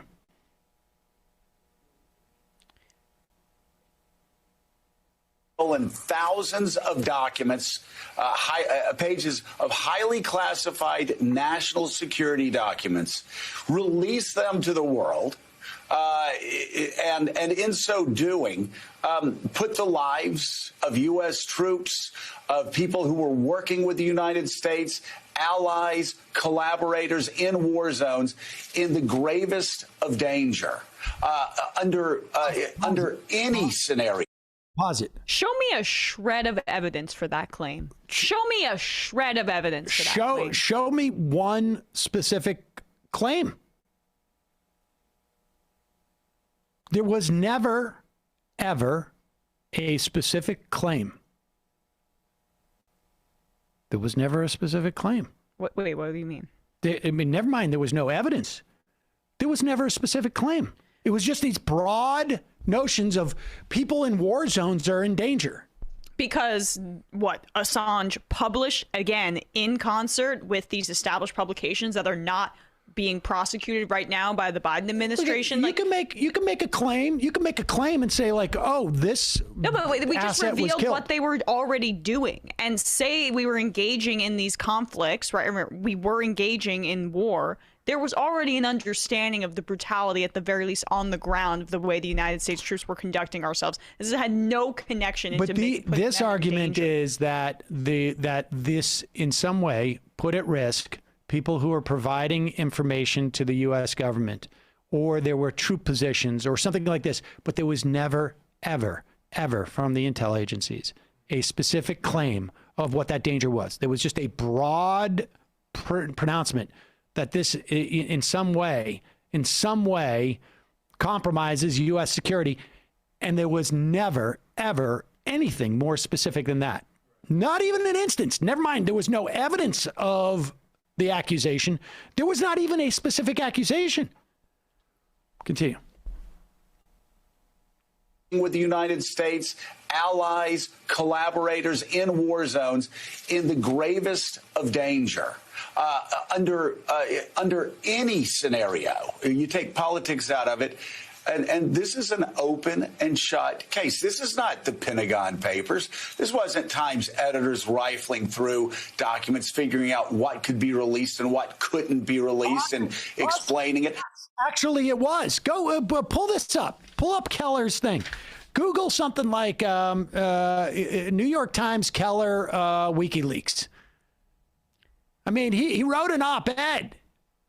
Literally. He says this is not the New York Times editor. This is not the Pentagon Papers. You could have Daniel Ellsberg on, who's still alive doing interviews. Yes. Instead of Claire McCaskill. Right. Saying these are the Pentagon Papers. Yeah, exactly. I'm pretty sure Ellsberg, I don't know his position on this. Oh, yeah, no. Ellsberg has been defending the release of this right, exactly. from day one. Yep. Yeah, but one gets a movie made about the space. Was that Spielberg too? Man, he's everywhere, right? The Post? I think that was. Do you have it? Here This it is. is it. Yeah. He is all over the show today, Steven. Dealing with Assange and WikiLeaks secrets. This is Bill Keller back in 2011. And it just outlines how they spent months, and the editor of The Guardian, and we got down and they went through this stuff. That's exactly what they did. Exactly what they did. Continue.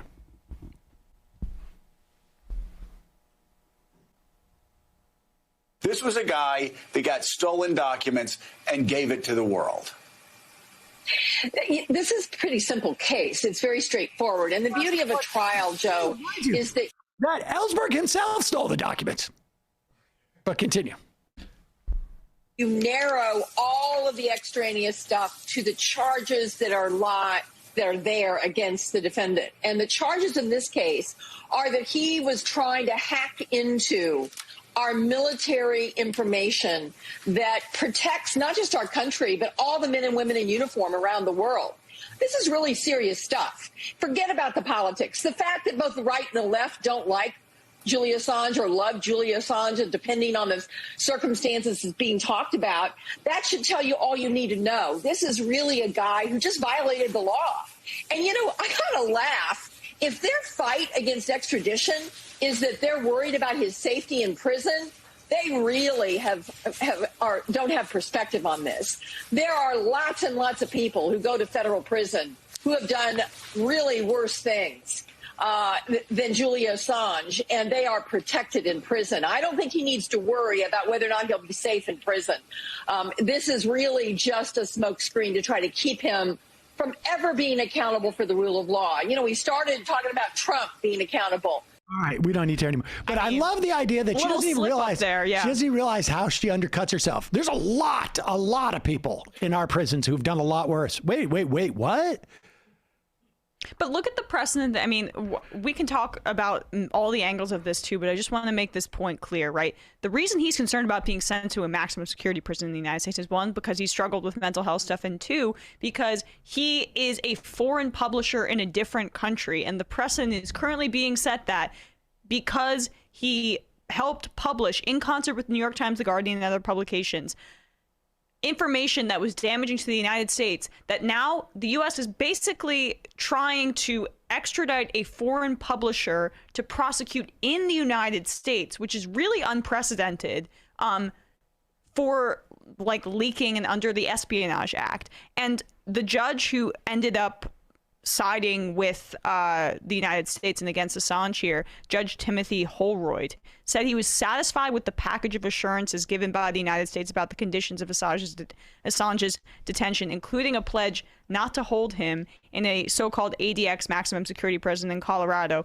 and that he could be transferred to Australia to serve his sentence if convicted. But they put a caveat in there that if he violates any of their terms, that they could immediately flip on that, which means like they could make up whatever Assange did and still violate the exact terms of what he is being argued in the British courts, because this isn't about that. They're going to penalize him to the degree that they want, and no assurances from the United States should be trusted in this. I mean, I am most concerned about the precedent. I mean, and to some extent, they've already done it, right? I mean, they've already been able to sort of like establish this precedent. Like if you are an investigative journalist and somebody comes to you and says, I have access to this material, and you say, well, send it to me.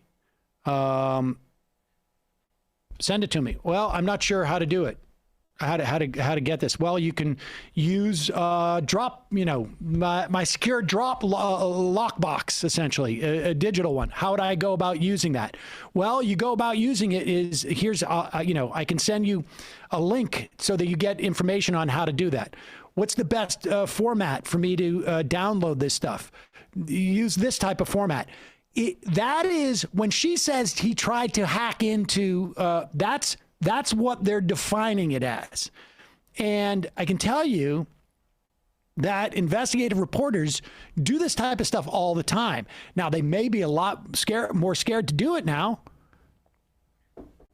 And that's the biggest issue in my mind. The second issue, of course, is that, like, well, how could you say to, let's say, I don't know, China, like, you can't, we need to extradite one of your reporters who has gotten leaked information from someone on the inside of our systems on, you know, whatever human rights violations we've had.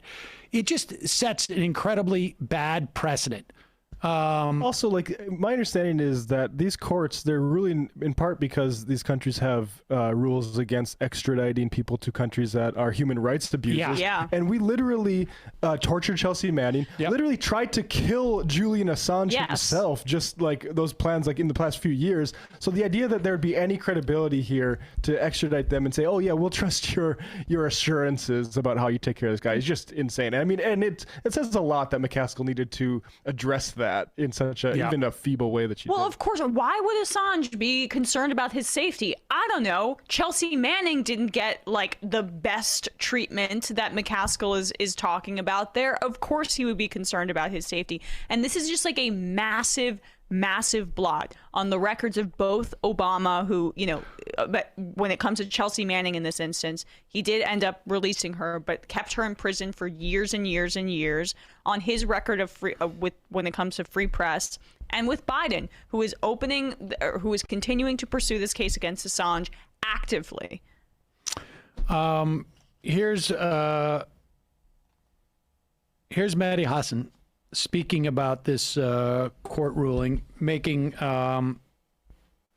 many of the same arguments that really, I mean, there's Assange's attempt to avoid extradition based upon his personal situation, but the broader issue in terms of the relationship between government and the press. Mehdi Hassan makes a good point here.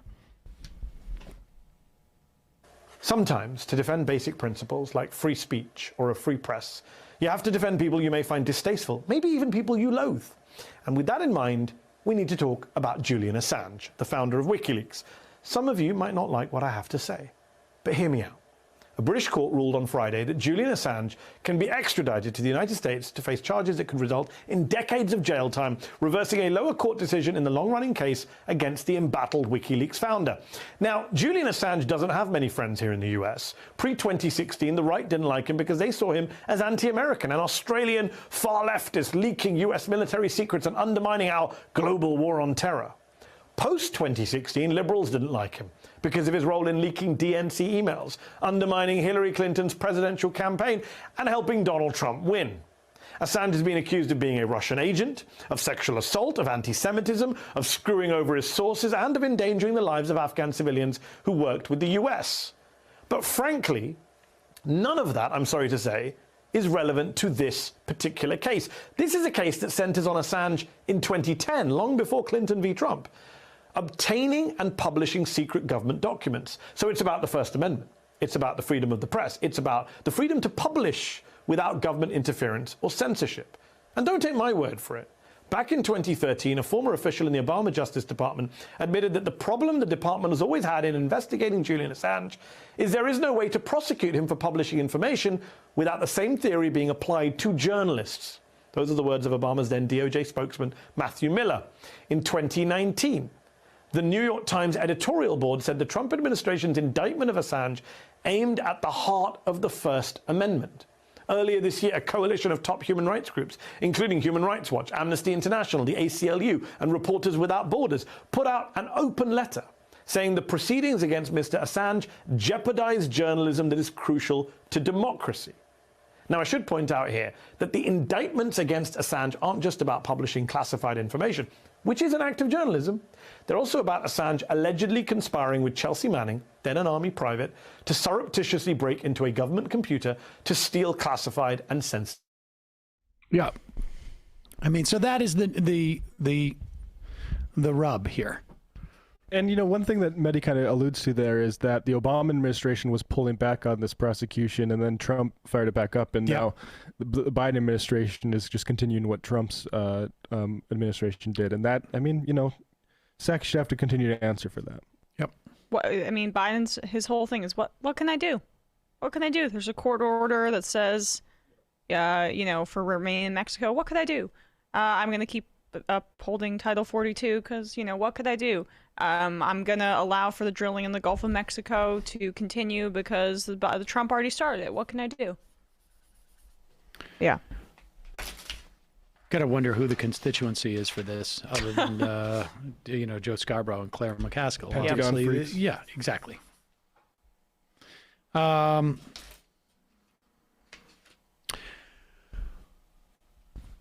This is from our file of and more evidence that we're living in a dystopian society. Are we allowed to use this? What's the name of that? The Squid Games? Is that what it is? Yeah. Squid Games, yep. Yeah. Are we allowed to use this clip? Will we get in trouble with Netflix? Oh wait, this is not from the Squid Games. This is from video from Sioux Falls, South Dakota. This is after the first period of a minor league hockey game. Public school teachers competing in a dash for cash to pay for classroom expenses. This is the way that you get to pay for public classroom expenses in South Dakota. Here it is.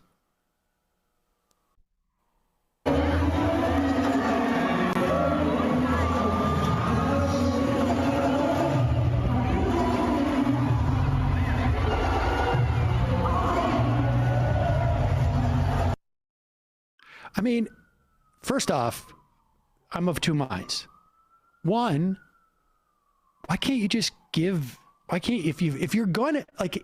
Well, three things. One, obviously, why do you need to have this? It's the first thing that should come to mind. Why can't we just fund schools? But it's charitable. If you make them fight for $5,000 in ones. The second thing is, why not just, if you want to do this, get a microphone. Here are 6 teachers from South Dakota schools, and we're going to give them each $5,000 or $1,000 each to help their classrooms. And then 3, then I'm also, to be fair, like thinking, wow, they really did them a solid by bringing out a piece of carpet on the center of the ice and not making them slide around on the ice. And pick the dollar bills off the Yeah, ice. exactly. That would have been much harder. So in that respect, you got to give them credit because I don't know if you've ever, like, after the Zamboni comes by, there's a sheen there and it's super, it's a little bit wet from the Zamboni. Yeah. If the dollar bill is on the ground, it's almost impossible to pick it up. So you would have had far fewer. And then, of course, you stick it in your shirt and it gets really damp. And you don't want to give the teachers who are fighting for money for school supplies some sort of freezer burn. I mean, they should have Zambonied the dollar bills under the ice and then made the school teachers chip away at it. Yeah, that would have been breathe hot air onto it so it melts, and then you can squeeze $1 bill out. This is there's like an Onion article about like heartwarming money or orphans fight to the battle so they don't get crushed in orphan crushing machine or something like that. But they did this at the SEC championship game. I really try not to watch college football because I find it exploitative and disgusting, but I turned it on for a second, and at halftime they were doing the Dr. Pepper tuition giveaway where they had two students compete for like how quickly they could throw some footballs into like one of those game machines, and then they would get some money for their tuition. Yeah, it's disgusting. Just a note on other education spending in South Dakota. This is an article from the Rapid City Journal, January 15th, 2021. Governor Noem seeks $900,000 to revise U.S. history curriculum in the state. And yeah, in states' public schools. And here's just a quote from that. Christy Noem has proposed $900,000 in one-time funds for curriculum to help meet her goal of teaching South Dakota students why the U.S. is the most special nation in the history of the world. And that there was some a group of educators and I believe tribal representatives that put together a nice syllabus, and that was all kiboshed by the South Dakota people. So that's basically $900,000 for genocide denial, basically. Mm-hmm. Like, don't teach what happened to the Lakota Dakota. We need the myths about that still. So yeah, and keep teaching it, but you won't have pencils to do it with. Oh my God. Or paper. So twisted. Speaking of twisted, I feel like we should have a disclaimer before we play this. I don't know what you're going for. Steven Crowder. Oh. Welcome to his show. Kyle Rittenhouse. Kyle Rittenhouse killed 2 people with his gun when he had decided that it was his duty to protect some stores during protests. He was found not guilty of murder, but he did, again, kill 2 people with his gun, injured a third. In defense of property? Theoretically. That's what he said, yeah. Yeah, in defense of property. Went down there to decide that he was best suited to protect this property with his gun, and 2 people ended up dead because he shot them to death. So, of course, he is made into a hero by the right, but that's not why we're playing this. Playing this because this is so just twisted and gross. Like let's say you were not talking about a host who has obviously some issues with his own sort of presentation of who he is and has had to. I don't believe he's wearing the holsters in this clip. That's weird. Oh, that's odd. Needs to have a strap on when he does his interviews. And bulk himself up. A strap on. Is that what you call that? Yes. A strap on holster? Yes. Yeah, he puts a strap on for his interviews because he wants to normalize it. And, he has his big muscles. And this is the guy who usually debates college students, but pretends like he's not debating them because he doesn't do debates on his show. And he welcomes Kyle Rittenhouse, the guy who killed 2 people in defense of property. And then they talk about what physical attributes they like when they supposedly date women. So you're open to dating? I am very open. So maybe that's what you want for Christmas. That's what I want for Christmas. A nice dame. What are you looking for in a woman? Yes. Tracts of land? Tracts of land. Yeah. No, what are you looking for in a woman? Some person that just wants. I like like it. Hold on. I like it. Like, what do you like looking for women? Like breasts? Do you want breasts on your woman?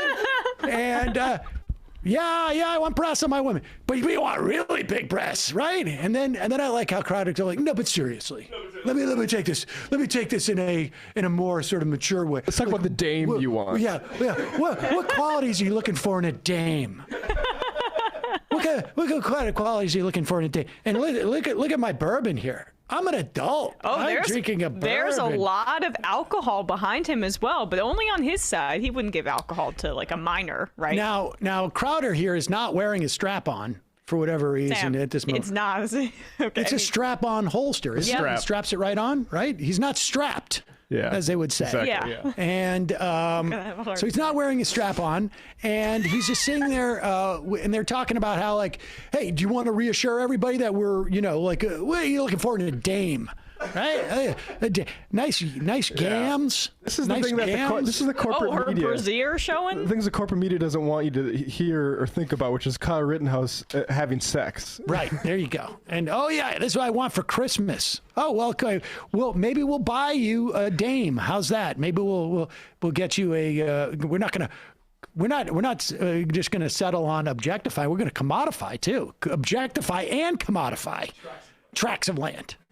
Crowder's trying to be like the creepy older graduate who still comes around like the McConaughey character, right? Right. Girl, I'll get you laid, man. What do you want for Christmas? That's what I want for Christmas. A nice dame. What are you looking for in a woman? Yes. Tracts of land. Tracts of land. Yeah. No. What are you looking for in a woman? Some person that just wants to date me for who I am. Mm-hmm. And what I'm looking for in a woman is I like a girl with a little bit of butt. Okay. Yeah, for sure. Slim waist, big tits, big boobs. No, dude, you're a guy. Let people get mad at that. Yeah, let people. Every guy. Oh, I'm sorry. Like, I want someone who likes me for me, somebody who, and also has a big butt. And then he's like, oh, I can't say tits. I've got to say boobs. I got news for you, dude. And then I like how the Crowder saver, isn't that the guy who came running in when Crowder was trying not to debate Yes. me? Yeah. Okay, that dude comes in, he's like, oh, you're going to get people who are going to criticize this because you're using the word boobs. No, dude, it's because you guys are talking like you're in third grade. And he's 18. I mean, I'm sorry. Like, It is weird. What kind of adult speaks to an 18-year-old about sex like this? It's all so creepy. They're not talking about sex, ostensibly, right? They're just talking about the guys intermingling. I just want someone who likes me for me, and they have a big butt. Yeah. And boobs. This is Fedora conversation. It's so twisted and juvenile, and this is how Crowder really has no idea how to relate to other men. And then as he's attempting this incredibly straight persona. And Crowder's 30, right? I'm just trying to imagine. 30. I'm just trying to imagine being 30 or 34, and sitting down with a guy in any circumstance who says to me, if they're not outside, I mean, I could imagine it as a parody, but even in in my 20s, even in college, what are you looking for in a woman? And then doing this, someone born in 2003. Are you serious? Really? What? That whole interview was pretty. I didn't finish it, but I listened to about the first 30 minutes. It was very awkward. Crowder, trying to impress this little 18-year-old. That's exactly it. Killer. He's trying to appear I'm your big brother. Right? Yeah, I'm your creepy uncle who's gonna show you porn after a few drinks on Thanksgiving. Exactly. Right? You want to go smoke a cigarette outside? Exactly. Let's light some shit on fire on the sidewalk. This is, what we should do? We should watch this porn naked. Yeah. That's what we should do. That's like crowded. Anyway, so you think about dating? Yeah, you like to date, or right? are you a bachelor? We're both. Yeah, no, I'm not a bachelor, right? You don't want to be a bachelor, right? Yeah, no, neither one of us want to be a bachelor. Let's go watch some porn together. Yeah. You got a cookie? Unbelievable. So there's something so not. There's unnatural. There's something very there's a lot of people running from themselves. His straight skin suit is just like fucking horrible to watch. Where's my strap on? Where's my strap on? Oh wait, I didn't have it. I gotta normalize my strap on holster. I have to bail you out. A strap on is not what you think it means. What? No, he wears a strap on holster. Okay. Yeah, that's what right. Yeah. Let's go to the IMs. No one clipped Sam saying, "Where's my strap on?" over and over again. Oh, now they definitely won't.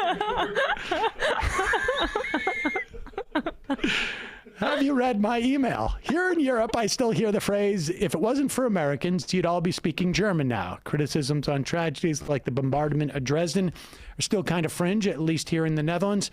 I didn't learn that we actually also thank our freedom from a lot of Polish troops till way after high school. We literally have people here that want us still to kiss the ass of the U.S. Thanks for liberating us. But yes, like Elizabeth said, WW2 movies are huge here, especially if they take place in the region in which one lives.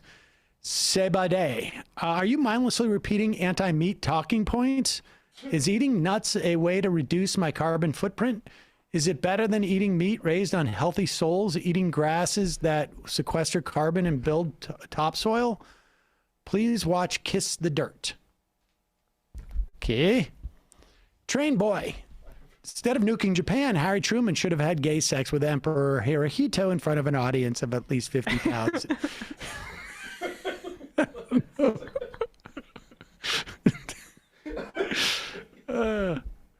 Okay.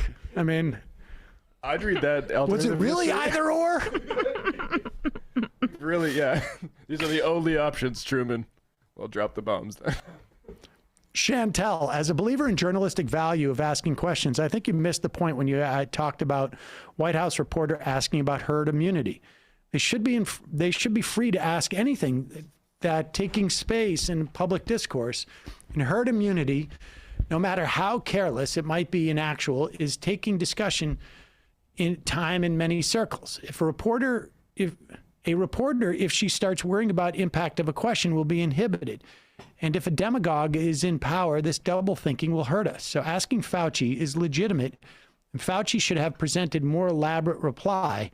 I was disturbed by how Emma and Matt disregarded the reporter without the research of her intent. I don't. Is this from yesterday? No one is advocating. Thursday? No, you were here. No, that was a while ago. We were not advocating that the reporter should not be able to ask the question. I just find it to be a Emma was question. suspicious about the origin of the reporter and what her angle was, but I think it's fair enough. I don't think we took it that seriously, but I think it's fair enough. Well, I also think at this stage in the game, I mean, the herd immunity question seems to be resolved. Yeah. I mean, that's. I mean, my take on that is like we're acting as if we're doing this as a choice. Like Omicron is going to take over as a policy choice of the government, and it's like that's. I think that's a fantasy of how empowered we are against this thing. I think if it's going to take over, it's going to take over. Right. And I think that's what his answer was. But there's also the framing of the thing is really, I think reporters should ask any question. I just wanted to know where the reporter was from because I found it seemed that there was an agenda, but of course she should be allowed to ask whatever question she wants. Is This Me? One of the best World War II movies is The Best Year of Our Lives, made in 1946 about 3 vets returning home emotionally and physically broken. It's kind of seen as schmaltzy, but I think it's heartbreaking and deeply pessimistic. MIDI Doctors, hi, I'm our crew. Please hit the like button reminder, please. Tim from Minneapolis. Recognition, not compensation or even understanding. Another angry Xer. My grandfather fought in WW2, and I've never seen him more angry than when he walked in while my cousin and I were watching Patton. He sat us down and told us all war is what rich men do to poor men's sons, even World War II. Oh, good for him. Yeah, based grandfather. Ronald Reagan. Full Metal Jacket was huge amongst my friends in high school, and we took away all the wrong lessons. Not sure if it was Kubrick's intention. By the late 90s, it was a kind of comedy for teens. Yeah. Non-regional listener. I worked through a tornado in Lexington, Nebraska sometime in 2011. Supposedly it was standard practice. I was a dumb kid then, so I don't know. Jay Tingle. If you want to see a World War II movie that doesn't dwell in myth-making, if you have a fairly strong constitution, watch the Soviet movie Come and See, 1985. Believed I didn't use hagiography in my earlier IM. Jinzo Ab. When you are in forbearance for college loans, the missed interest gets recapitalized once you're out of forbearance. So you have the luxury of paying interest on your interest. Absolutely predatory. It's crazy.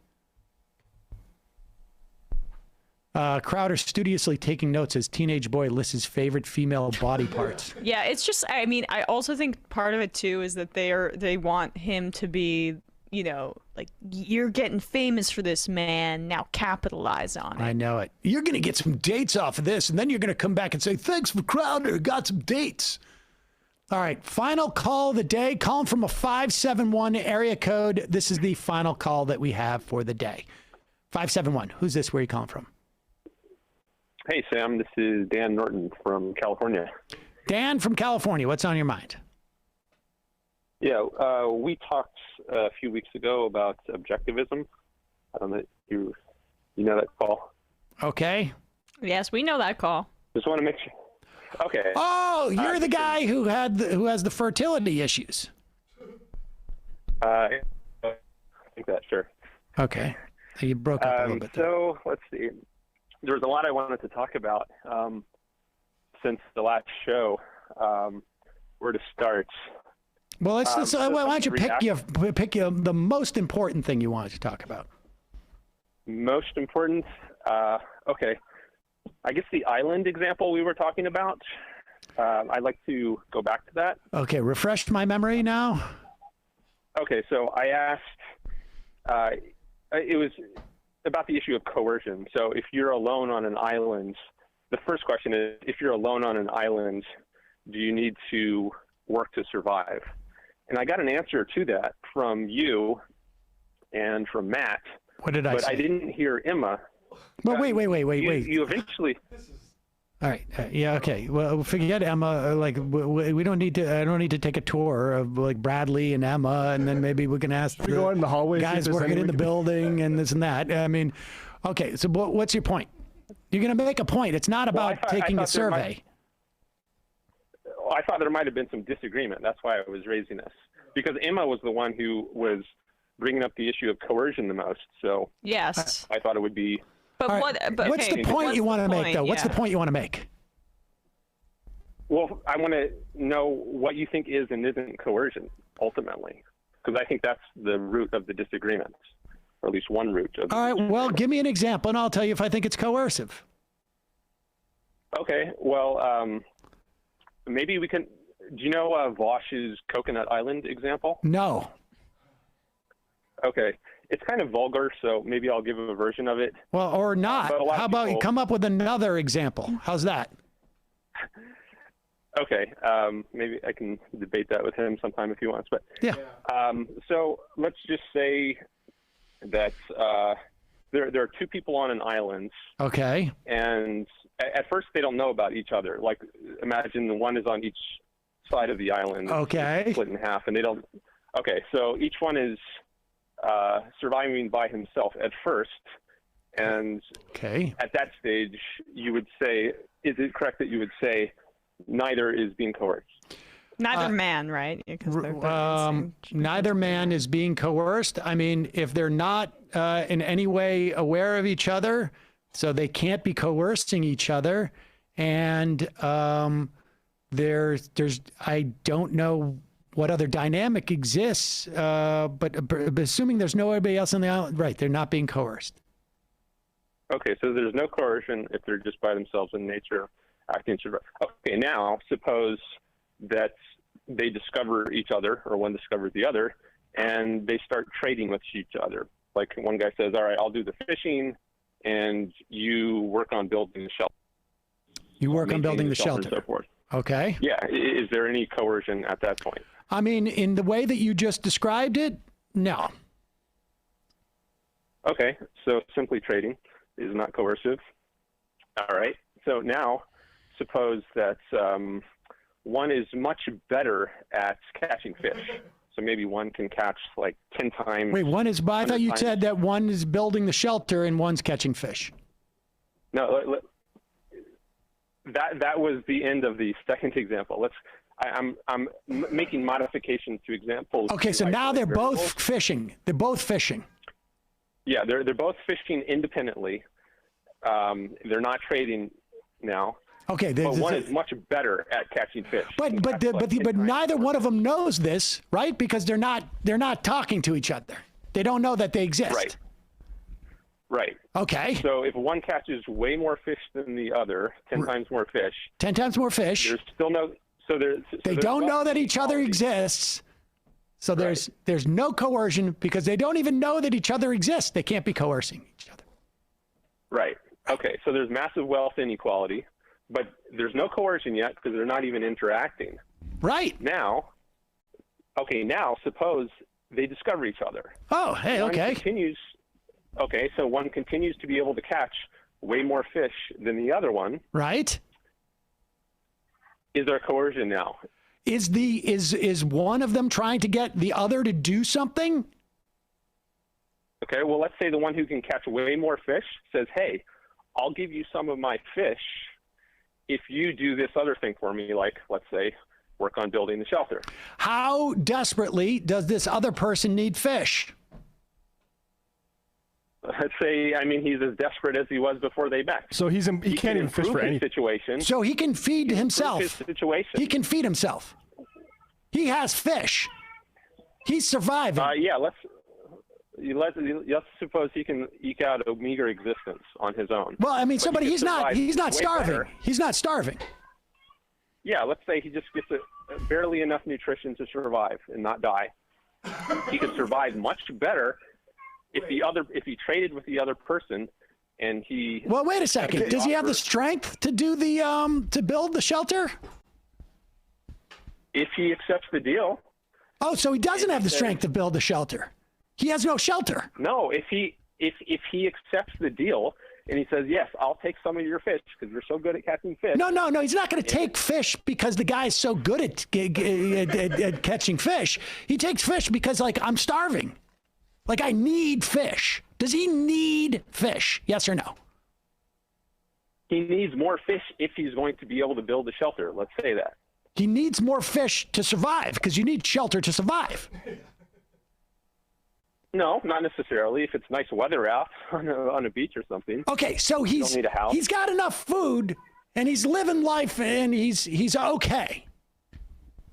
No, he's on the edge of dying. Oh, wait, so he's on the edge of dying. He's on the edge of dying. When he's by himself. Okay, so if he's on the edge of dying and the other guy says, I'll give you fish, in other words, I will save your life if you do this for me. Better. No, you just said he's on the edge of dying. Yeah, you keep trying to have it both ways on this knife edge. Let me ask you this, Dan. Let me give you a scenario. You and I are hiking. Okay, because you and I like to hike and we're hanging out and you get near an edge of a cliff and the dirt gives way and you're hanging on to a branch. Okay, you're alive, but it's tenuous and I'm the only way that you're going to get saved. And I go, Dan, here. Give me your hand. But wait a second. Before you give me your hand, do you have any money on you? And you say, yeah, I always travel with traveler's checks. I got hundreds of dollars of traveler's checks. And I'm like, well, Dan, I'll tell you what. If you give me those traveler's checks and sign them over to me, I just assume you travel with traveler's checks. Maybe it's cash. And you give me that, I will save your life. Is that coercive of me? My first thought is you don't got much time, Dan, because that branch is starting to give way, bud. No, I think you would be a terrible person for making that offer, but it's not coercive. No, I don't think it would. It's not coercive. I don't think so. You don't think I so? think it would just be corrupt. It would be corrupt. Corrupt. Yeah. What do you mean corrupt? Yeah. Why corrupt? Because you're treating the human being just terribly. What do you mean I'm treating you terribly? I'm just making an arrangement with you. I'm giving you an opportunity. You have cash on you. It's just an exchange. An exchange between two free-thinking individuals. It's just trade. It's trade. It's a rotten kind of trade. What do you mean it's a rotten kind of trade? What makes it rotten, Dan? You want to deprive someone of all his money? What do you mean deprive you of your money? It's just your choice. Do you want your money or do you want the help? Is it worth it to you or not? Yeah, it's just a trade. You said he was like giving away all his money and all his. No, you, Dan. Dan, I'm saying to you, do you want to give me your money and I'll help you or not? Like I'm going to trade my labor in helping you, saving your life, and for your money. It's just a trade. What's so corrupt about that? What makes it corrupt? What's so corrupt about taking away someone's life savings? Whoa. I didn't say life savings. It's just one in your pocket. Traveler's checks in your pocket. It's up to you. If you don't want to, you don't have to. I'm not coercing you, am I? Obviously, if it's a trivial amount, or even if it's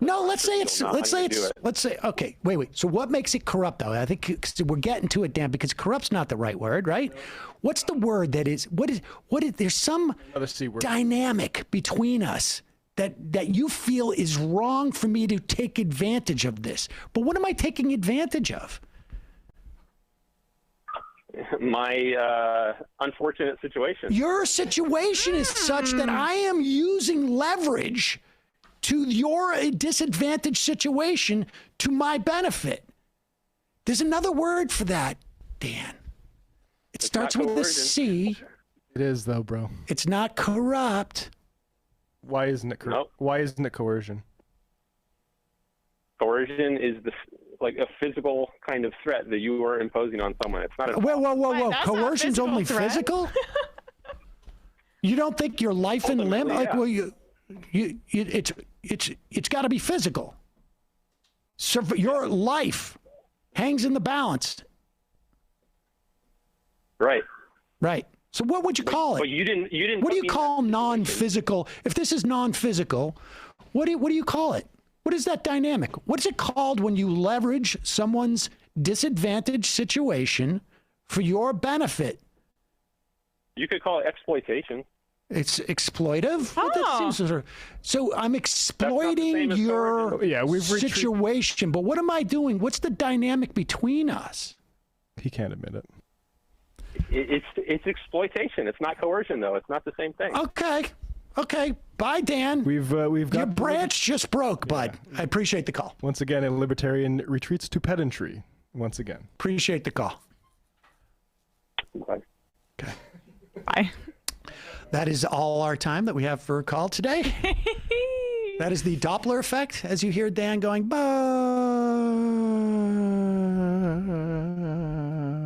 I like the idea that, like,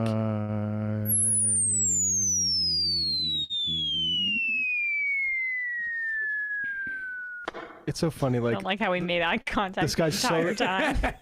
This guy's so good at fishing. It's not that he found some like magic fishing hole or can't. Why wouldn't he teach the other guy to fish? Remember that old adage? You teach a man or give a man a fish, teach a man to fish. That sort of thing. Of course, it's coercive. If you're on an island and one guy is just getting all these fish and the other guy can't figure out how to feed themselves, and the other guy starts using those fish instead of saying, "Hey, this is how you catch a fish," then that's that person coercing the other. You're leveraging someone's hunger, starvation, literally the basis thing. Is that not physical? Also, I don't understand how hanging from a branch and needing a hand up and then potentially falling to your death is not physical. It's quite literally the definition of it. Spiritually too, it's also not so good for you. Yeah. We're gonna have to get to the walkers tomorrow. Here's a Joseph Townsend again, a dozen years before Reverend Malthus was writing about similar things. Hunger will tame the fiercest animals. It will teach decency and civility, obedience and subjection to the most perverse. In general, it is only hunger which can spur and goad the poor onto labor. That's weird. A coercion or no? I don't know. No, that's it. Take issue with Townsend over there. We can get to the walkers tomorrow because my understanding is he's posting more. Okay, we'll also get to the Shapiro. We got a lot of clips that we didn't get to. Do you think a whip is coercive if you don't actually touch them with it? What if you just take it and go, and you don't actually physically touch them? Is it coercive?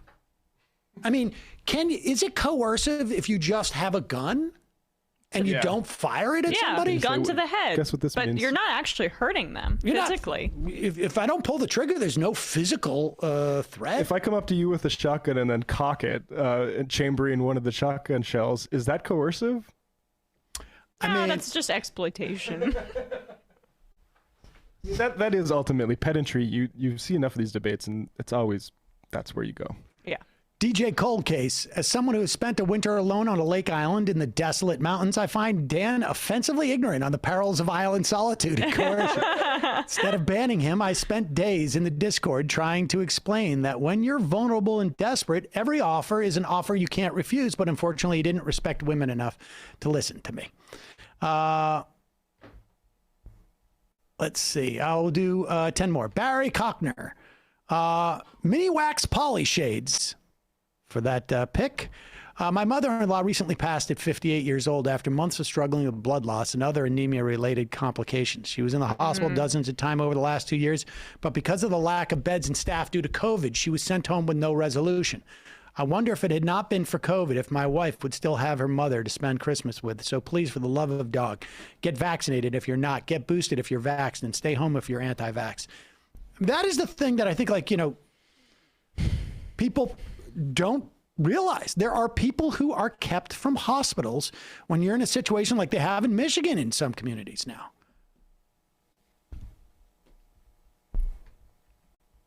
Sorry about your mother-in-law. It's horrible. I'm sorry. Another Matt. Apocalypse Now, which is the best anti-war film ever made, in my opinion, did not have the backing of the government for obvious reasons. It's a terrifying look at the U.S. imperialism. Prior to COVID, our DSA chapter would get together for movie nights. Apocalypse Now is the first on this list. Do you think there is or are going to be a resurgence in radical left media? Films like First Reform, Trial of Chicago 7, Captain Fantastic, etc. gave me hope that we may get more Apocalypse Nows and less Saving Private Ryan's. Thoughts? Left is best. There was an era where there was not as much money associated with film in the early 70s. There was a brief period of time where they just didn't know what they were doing, and they would give people budgets for films. And so you got a lot of sort of counterculture is a little too glib, but you got a specific type of film at that time that I don't know that we can get to. I mean, frankly, the reality is that money ruins most mediums. I mean, I feel like art in general, like contemporary art, like all just seems like if it's made in the last 30 years and goes for like $1 million, I'm not interested in it. Well, there's no middle ground anymore. I mean, I was actually reading about this over the weekend, like because streaming has taken over so much, and like DVD sales are not a thing anymore, which was like a second release. Movies are either Marvel movies where they make, the budget's like in the hundreds of millions or whatever, or they're just tiny independent $2 million films. Like you don't get movies like Apocalypse Now or something like that where you're able to have like a $50 million budget or something like that. Now this changes over time, but I mean I think you're not going to be able to do what you did with Apocalypse Now. I mean, I think it's unlikely. Well, I mean, we saw with that The Last Duel, which actually got good reviews, and I still haven't seen that movie that flopped at the box office with Matt Damon and Ben Affleck and stuff. That was kind of one of those rare middle ground movies because Ridley Scott directed it, and The Last Duel, and it completely tanked. And so now it's just, you see, then studio executives are going to be like, okay, only Marvel movies from now on. Right. Left is deft. There is no wealth in the skill of being able to catch more fish, and without a refrigerator assaulting the fish to preserve it, having lots of extra fish on hand, it's not wealth, it's rot. You cannot accumulate fish like money. That's a good point. Yeah, that's true. But I'm just going to hold my money. I'm going to hold my fish inside my fish bank. Checking in from Arkansas, says Arcadem. We worked really hard in my little corner of the state to flip a state house district. We won the Spanish-speaking teacher a few years ago, but it was only close. She won her first election by 30. When she next faced election against one of the Duggar kids, she won in a landslide. Well, landslide for Arkansas. Okay, I can't read all this. It's too big. But the end is the anger and demoralization that National Democrats have left us for dead down here is palpable. Eve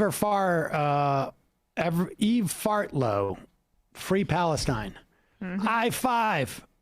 I think Spielberg thought we needed a film about the good war to balance out the wave of critical Vietnam War movies by Oliver Stone and others that characterized the previous decade or so. I doubt that. Laubricant. The loan servicers need to make money, Sam. They collect. They're the ones who have you over the barrel. Sam Stapoon, Columbia Sportswear makes workers work in the Portland warehouse during wildfire season where air quality is garbage. Most jobs are super physical and the warehouse isn't protecting anybody from the air quality. Father of Homunculus, for the guitar picks, Epiphanes matte polyurethane. Epiphanes is the brand. Yeah, a lot of good carpenters on the show. Listen to the show. The Chris Lapaco, meat is for a-holes. Left Chonig. Left Leck-oning. Sam. Left Leckening. Oh, Left Leckening. Sam, I have a litany of scenarios I would like your feedback on regarding whether or not they are coercion. While we're at it, I would like to give Emma a list of physical activities to determine whether they are not sports. And the final I am of the day. Charge. Julie Ruliani. Holy crap. Sam lives rent-free in this guy's head. Matt off mic. Laugh. Hell yeah. Matt, Bradley, Emma, great job today. See you folks tomorrow. It might take all the strength I got to get to where I want, but I know somehow I'm gonna get there. I wasn't looking when I just got caught between the truth and the lie bar. But finding out won't make me feel any better. Yeah, I know the clock is ticking, but the meds are gonna kick in, and my pilot light's shining bright. I get somewhere the choice was made.